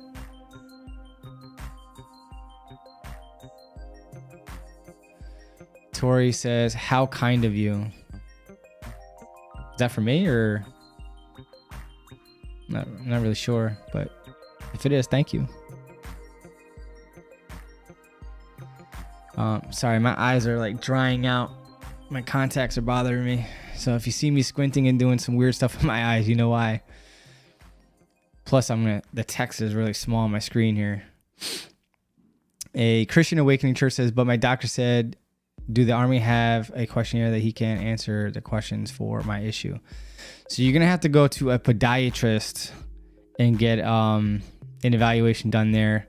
I'll try to look into it to see what they're looking for at MEPS. But again, with your unique case, you were discharged for pain in your foot, for your foot somehow having an extra bone. So basic training, as you recall, is very physical and rigorous. And you're living a civilian lifestyle where you're not pushed beyond your physical limits on a daily basis like basic training. And again, you might be able to very well get past basic training now this time around. And now that you are aware that you have that problem, you might suck it up and drive on and not say anything about it just to get through basic training. But again, relating to the point I was trying to express earlier is MEPS and the Surgeon General, who ultimately approves and denies your medical waiver requests, are not, they're still concerned about the now, but they're more concerned with how much money are you going to cost the government in the future through VA disability claims, right? Or compensation rather. So if they take you with a foot issue, they're agreeing to say, listen, we know you're messed up and we're going to mess you up some more because that's how the Army lifestyle is. And we're willing to pay you a percentage of disability for the rest of your life for free. So again, it's cost versus reward. Is the return on the investment worth the juice for this, worth the squeeze for the juice later on? So it's not so much for the now, it's preventing the government from wasting funds, taxpayers' money on disability claims for something that they could have said no to and they wouldn't have been in that predicament. But yeah, so that's more or less what I was alluding to earlier. Shroopy Noopers, new subscriber, appreciate that. Welcome to the channel. Just in thinking about enlisting stage, already 28 years old. Not ready to reach out to a recruiter yet, but I like your content. Well, I appreciate you. Thank you so much for the thumbs up. And I have a lot of videos for you to sift through. But if you direct message me on Instagram, you let me know where at in the stage you are looking at, like active, guard or reserve or whatever. I can send you a handful of videos that will help you in your decision-making process and help you make a well-informed decision. All right. But the same videos I would send you, you're going to find in the description area. So if you just go to the description of this video, go in that area and you'll see a whole bunch of videos listed, and anything that sounds like it would be of interest to you, check it out. But good luck. And again, welcome to the channel. Noel says, what makes the Army Guard better than the Air Guard in your defense or opinion? Honestly, I don't know who is better. What's better for me may not be better for you, right? Think about it. Like, I don't know you. I don't know what your needs, your wants, and desires. I love it when people say this from time to time, and I'm glad you brought it up because it's been a while since I had to share this. But as a recruiter, when somebody is exploring, I'm never, ever going to trash talk another branch of service. I'm going to say they are a good option if that's what you want. And I'm just going to explain to them to do their research. So for you, you're thinking Army versus the Air, and they're both great in their own rights. And again, it boils down to your needs, wants, and desires. And what I always tell people, and someone like in your position who are weighing out two different options other than checking out this video here,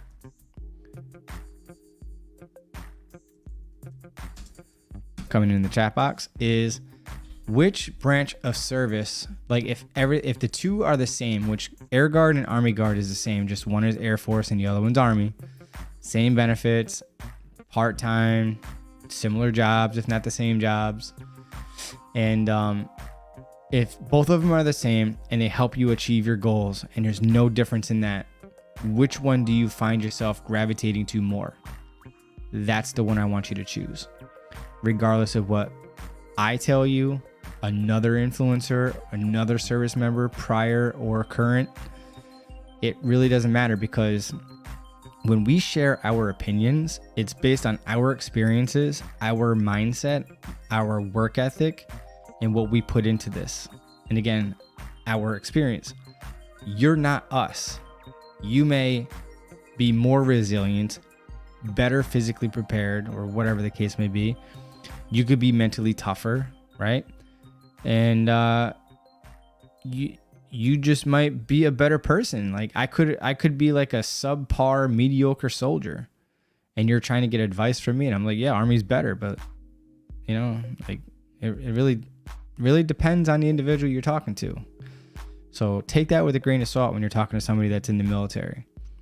So I'm just gonna say, do your research, choose a branch for you, for your reasons, not mine or anyone else's, and really understand what it is that you're looking for when joining the military, because we all pretty much are the same. There are subtle differences, but in the end, we're service members. We're one big happy family.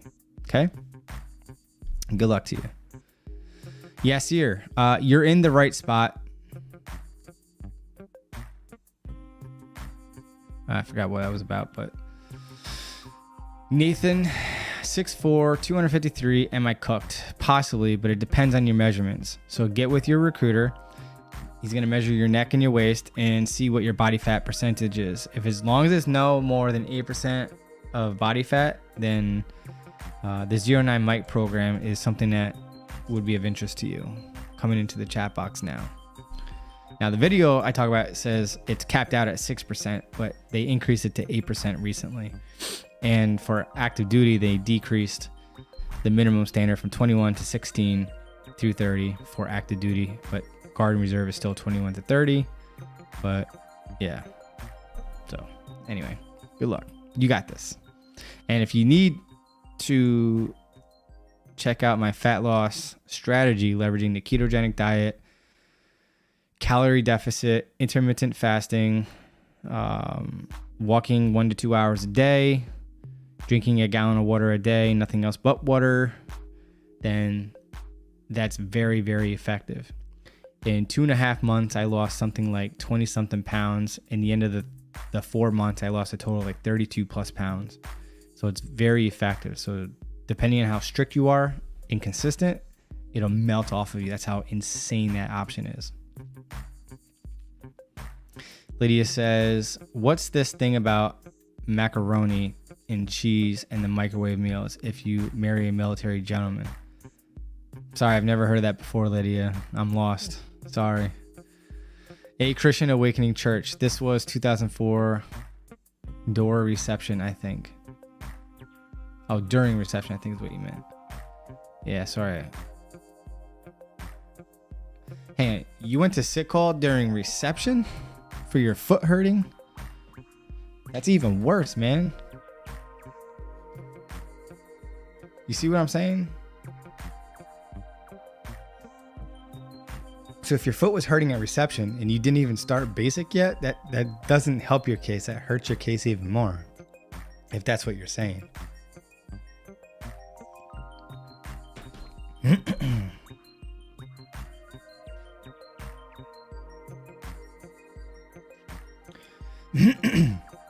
Lane says, are there 3-year contracts always available in the National Guard?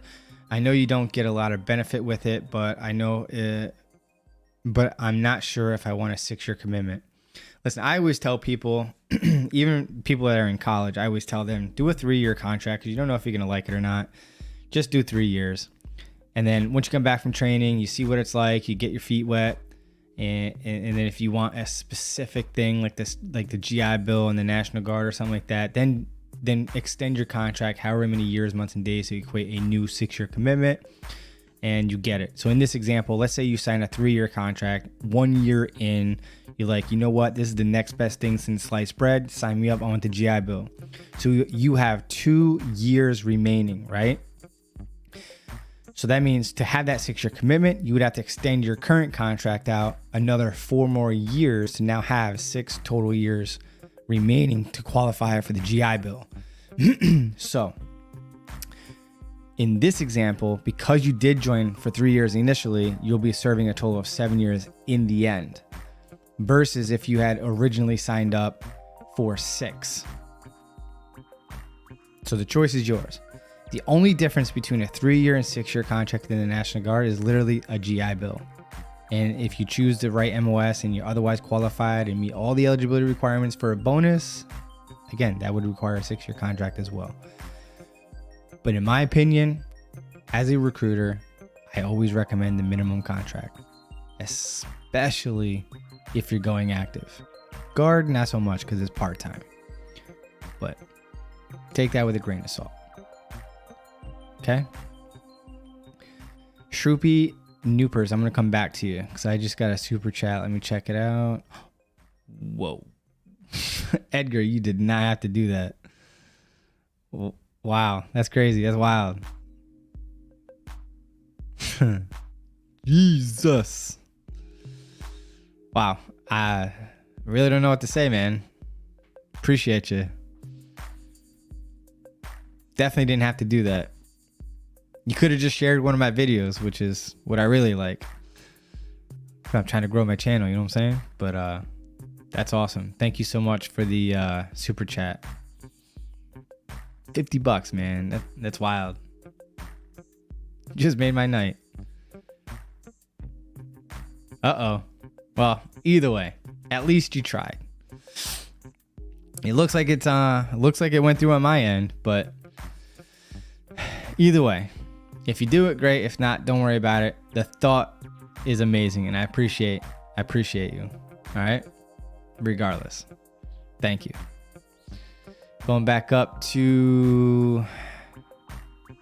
Oh, I didn't even click on it. Did I click on it? There we go. It's right there. Oh, I did click on it. Okay. I got another one. Hang on. Muhammad, appreciate you. Thank you so much, man. Thank you for the super chat or super sticker. I'm going to try to pay attention just in case you try to get a super chat and you attach a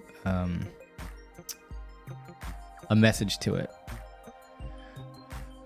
Bat Boss Jose is like, DJ Khalid, another one. I don't know if this thing works.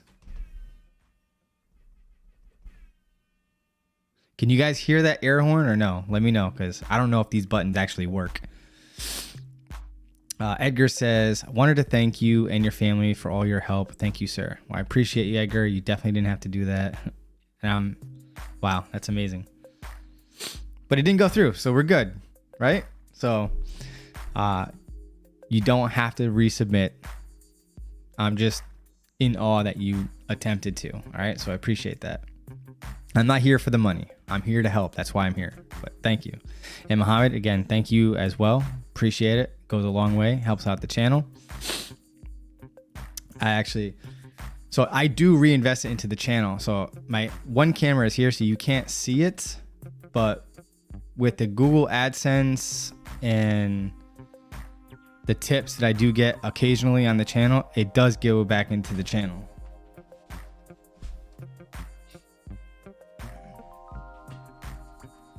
So I don't know if you guys can see it. It's it's my latest and greatest camera. It's my B camera. My wife doesn't know this, but it's a Sony R5 and a 50mm 1.2 aperture. That's gonna be my B camera. So this one's a photocentric camera to do photos. So yeah, and then my other camera is right here.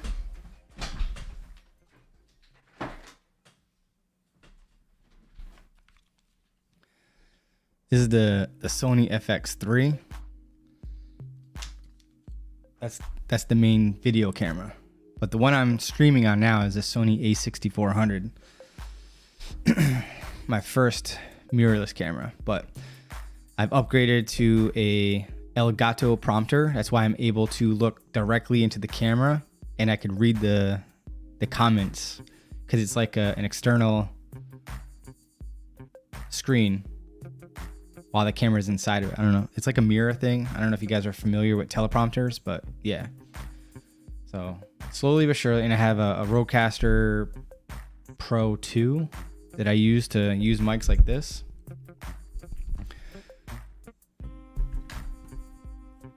Yes, FX3 it's a beast of a camera. Let's see.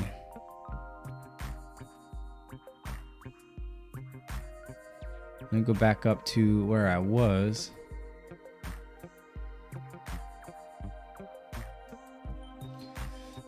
So I'm going to be wrapping things up momentarily here, but I want to rapid fire some of these questions and answers. So, okay, Shroopy, I'll need waivers and the Army still can say no. So I just want to be in the best shape possible. I'd like to get a high score for the ASVAB and ACFT so they're cool with old mental health issues.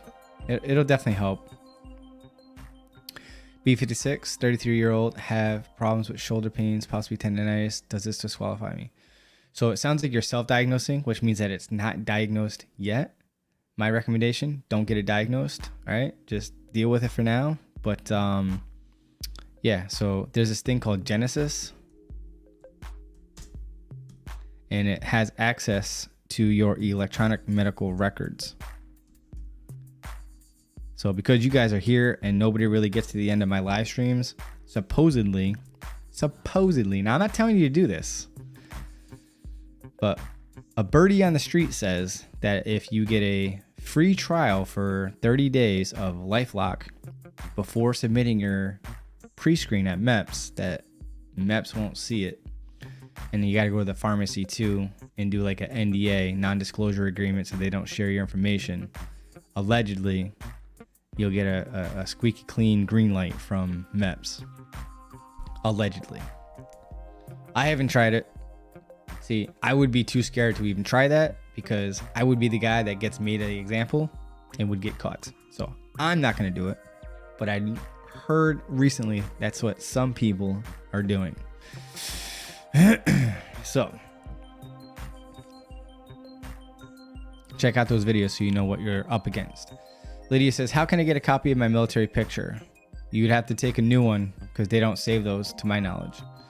Jake Drake says, I seen that the Pentagon did a temporary pilot program updating regulations for 38 medical conditions April to June. Was that true? Probably. I mean, they said they did. it's probably something I'm already aware of. It was just finally publicized in the magazines or newspapers and stuff. But yeah, it's like shortening the periods and loosening the restrictions to like anxiety, depression, suicide ideation, depression, things like that. And things that normally had longer wait periods got shorter. Certain things that were a higher waiver authority got dropped to a lower waiver authority. Things like that.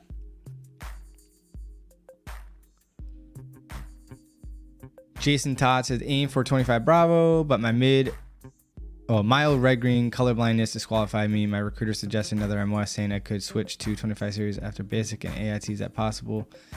Maybe, but the thing is, like, I'm red-green colorblind. Some MOSs authorize you to get a waiver. So it really boils down to the schoolhouse and whether or not they approve it. So your recruiter can try to do it now, but it's probably going to get denied. So if you need normal color vision, like for me, I wanted to originally join as a 13 Foxtrot, a fister in field artillery. This is the guy or gal that goes behind enemy lines, finds them on a map, shoots around artillery round downrange, sees the impact, adjusts fire until it hits the target, and then you call for a fire for effect and you blow them to smithereens. But it's kind of like a forward, anyway. But yeah, I didn't qualify for it because I'm red-green colorblind, and that's how I ended up as a human resources specialist. Wah, wah, wah. Can you guys hear the sound effects when I push the buttons? I don't know if anyone said that they did it. Whoa. I gotta scroll down to the bottom for this one. This is wild. This is one of those nights. Hang on. Jeez Louise. Andrew Delgado, I'll come back to you.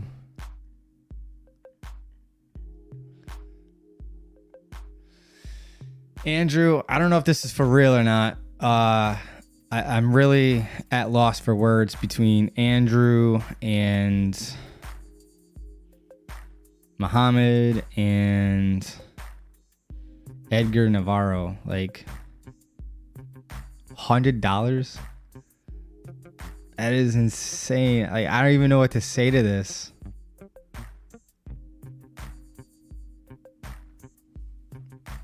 Speechless.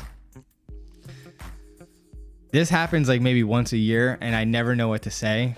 And be perfectly honest with you, sometimes it's kind of awkward in a good way, I guess. Not like in a bad way, but like, I don't know. Like, I don't think I'm deserving of it. I'm just here to help people.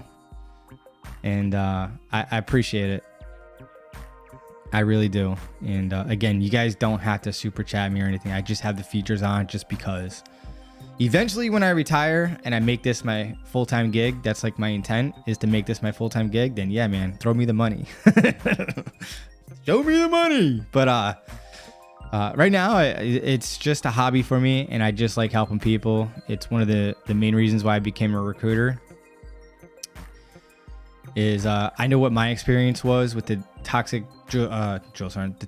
recruiters I dealt with between the year of 2000 and 2001 before 9/11.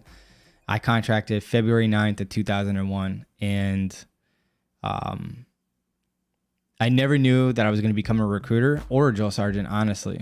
I aspired to be a drill sergeant, but I did do a recruiting event one drill weekend in my field artillery company before it was disbanded long time ago. And I went to leadership school.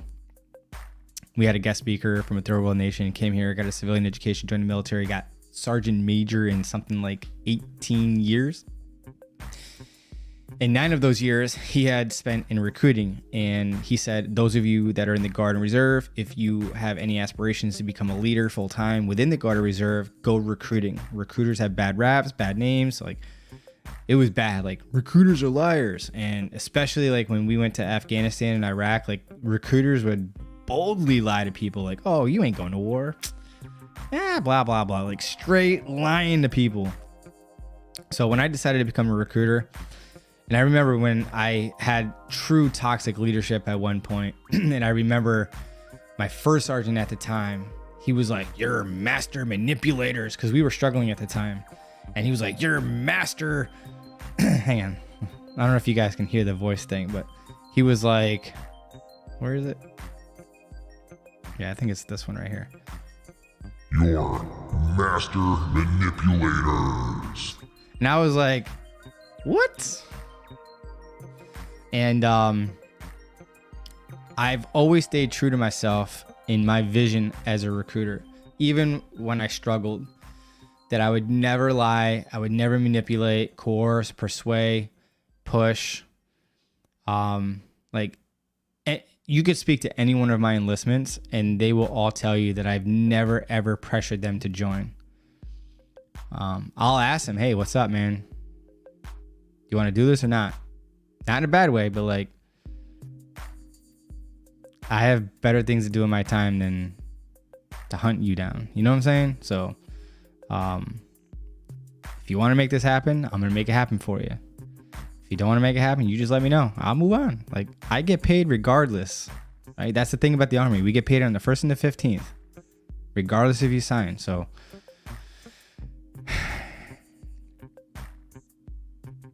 but I never, ever, I was close once to persuade someone to join.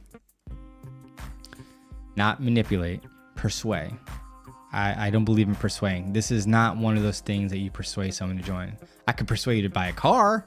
That's different. That's not, well, I guess cars could kill you if you get into a car accident, but like cars don't kill, right? Like this is a, you know, it's a big boy decision, big girl decision, right? You shouldn't take it lightly. But anywho, super chats. You guys are wild tonight. You guys are awesome.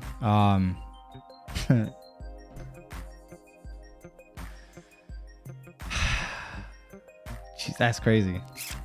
Well, I appreciate it. Thank you, Edgar, Mohammed, and Andrew. Like, wow, you guys. Wow. That's all I gotta say is wow. All right, let me scroll back up a little bit to where I last left off, and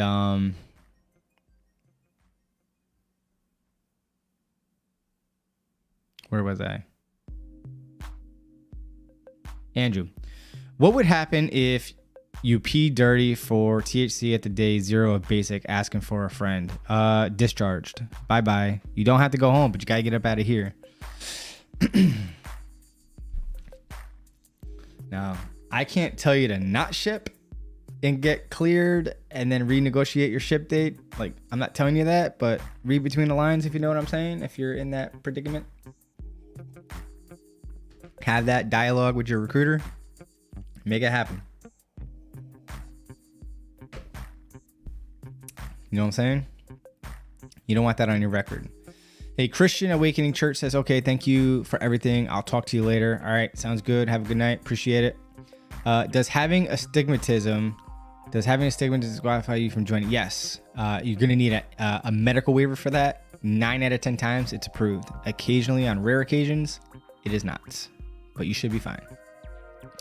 XL, what days do you go live?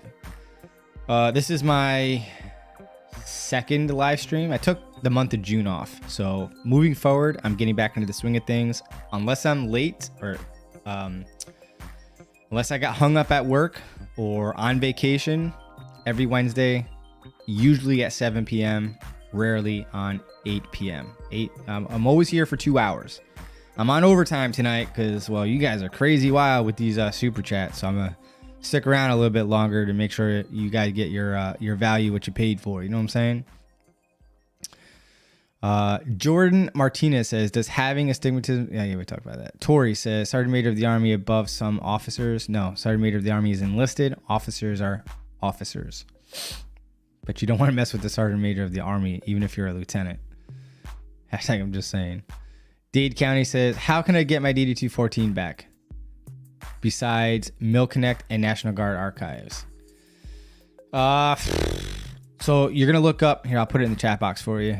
Google this form here, SF180.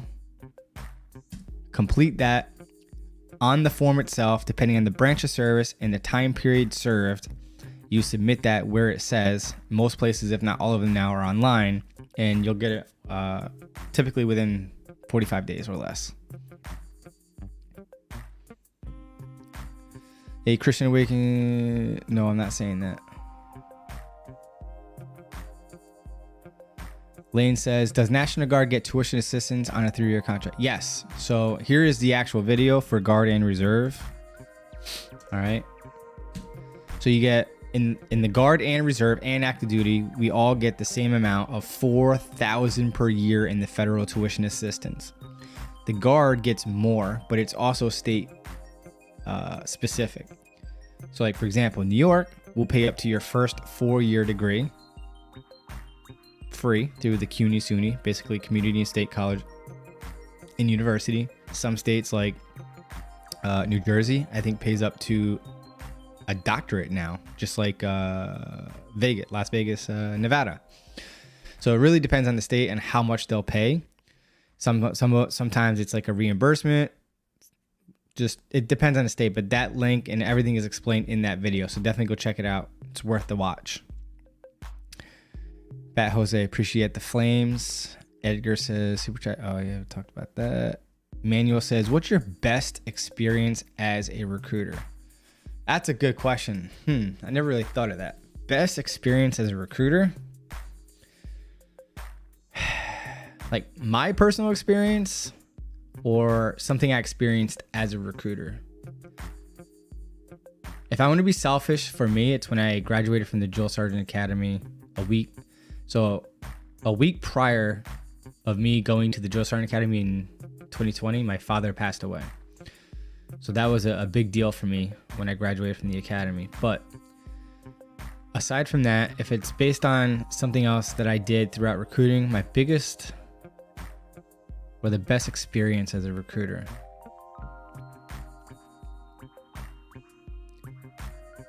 There's off the top of my head, like the thing about recruiting, it's a very stressful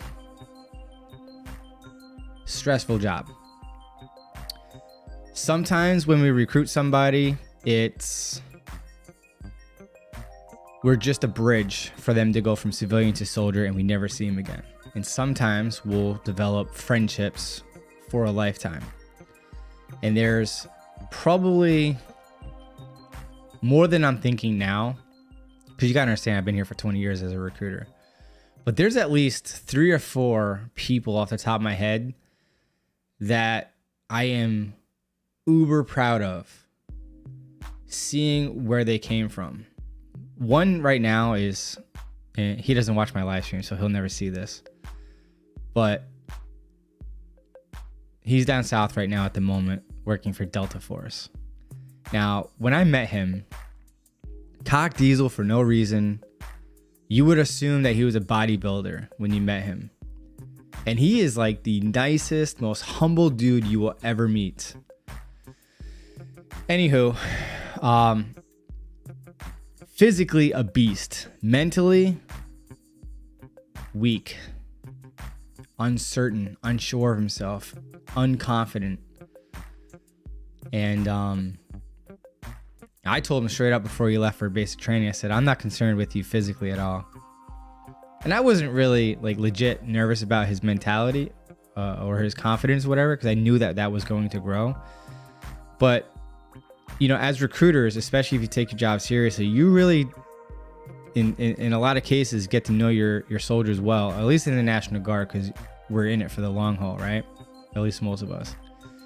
And I got to learn about his upbringing and the relationship with his mom and dad, and that was wild. And to see him go from who he was when I first met him to who he is now is night and day. Joined as I want to say a private first class, E3, because of his college credits. He's now an officer in the United States Army, graduated from ROTC. Killed it as a second lieutenant at a basic training site in Oklahoma. Then he moved on to a field artillery company. He deployed even with the Guard as an infantryman. So he served the country over there.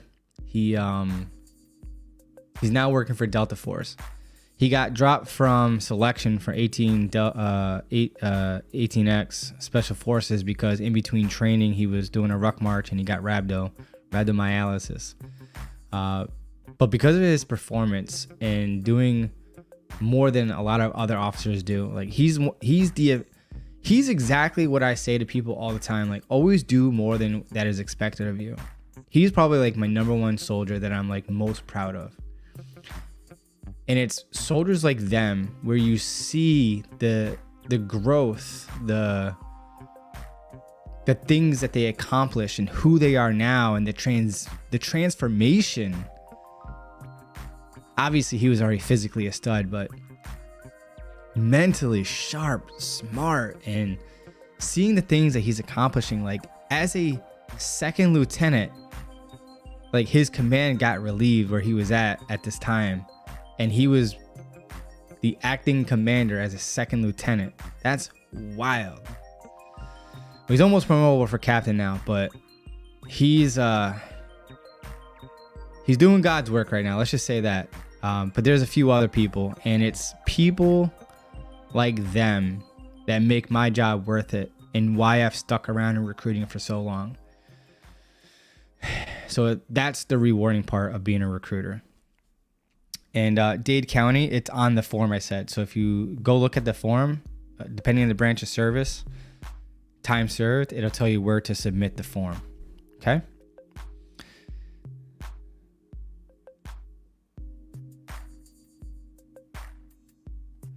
It's funny how some battalion officers won't salute you back when, yeah, but you just do your part. That's it. That's it. Sometimes I get sarcastic, maybe because I've been in the Army too long, but I'd be like, let's say I salute and they don't salute. I'd be like, have a good day, sir. You too, Sergeant. Like I speak for them like in third person. It's hilarious. But yeah. P, how long are drill weekends? At minimum, Saturday and Sunday, but most drills will run you like a Friday through Sunday type of a thing. Tori says, getting smoked was probably the funniest part of 09 Mike, and basic training was because we could get smoked for the silliest reasons. Yes, absolutely. Basic training can be fun. Like, if you don't take it personal and you're just thinking like bigger picture, like in third person, like Jocko Willink, if you know who he is, like, what's the phrase he uses? It's not take a step back. Detach. Like if you detach yourself from the situation and you're observant, it's really silly stuff that you experience. Obviously don't laugh because you're going to get unnecessary attention from the drill sergeant and you're going to regret it. But yeah, I mean, basic training is fun. It's just dealing with immature people, doing things when you don't really feel like doing it. No days off, all that stuff, right? Jay says, anxiety medication before enlisting, don't do it. You'll be disqualified for 6 to 36 months, depending on your records.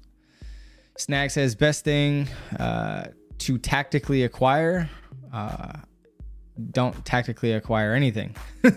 That's called stealing. You don't want to do that. You're not hearing the sound effects. I got to figure that out. I'm going to have to look into that. No bueno. No bueno.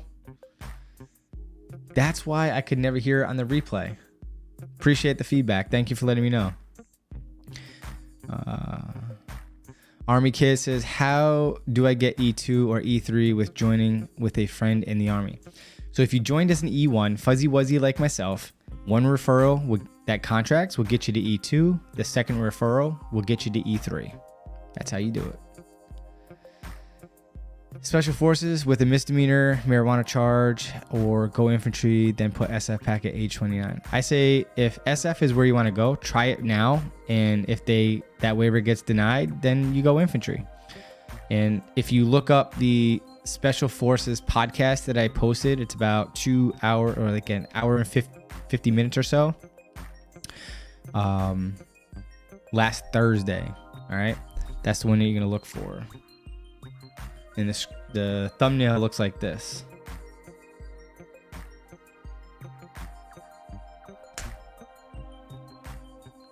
All right. In the comment section and in the description is Sergeant First Class Klaus. His email and phone number is right there. Give him a call. He'll let you know what's what. Okay.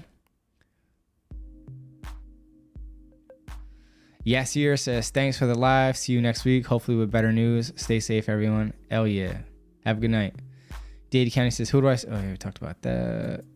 It's amazing. Vanguard says, I need to hear this. Dropped from I needed to hear this. Dropped from 245 to 195. Tips for someone with college degree, wanted to go 18x and has prior marijuana charges.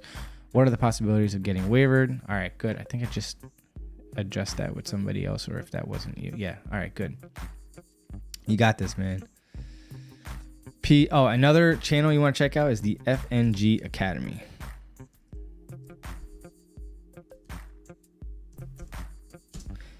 Former Special Forces on active duty and guard. So he's got a lot of helpful videos there that would help you out. Okay.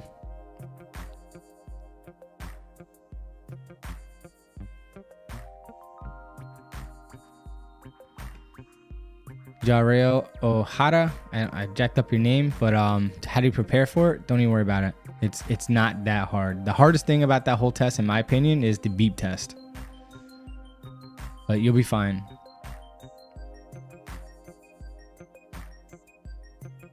Oh, whoa, hang on. All right, so Jake Drake, thank you. Jesus, you guys are on fire tonight. Holy Jesus. He says, I DM'd you on Instagram, hoping to hear from you whenever possible. Thanks for your help. Well, because you gave me a super chat, I'm definitely gonna hit you up tonight. But I appreciate that. Thank you so much for the super chat, and I will definitely reach out to you and see what I can do for you. All right. With that being said, next week, 7 p.m., 7 to 9, got you. Say less. And if you haven't already, subscribe. Hit the like button down below. We got one more question, and then I'm out of here. Lewis, I don't know if you realize this, but I heard you mention earlier about the font size. Just wanted to give you a heads up. Question that you're answering is small font, smaller than before. Is there anything about processing? Is there anything I needed to be processing?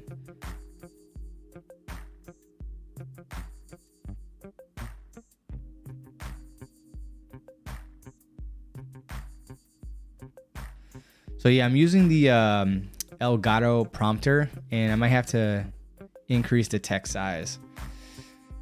But yeah. And Christopher Ritchie, when it comes to processing, I'm assuming you're talking about MEPS. So I want you to check out this video and let me know in my DMs on Instagram if you got any other further questions, because you kind of showed up late. Jake Drake, appreciate you. Again, have a good night. Appreciate y'all. Stay blessed, be good, and until next time, Team Swartz signing out.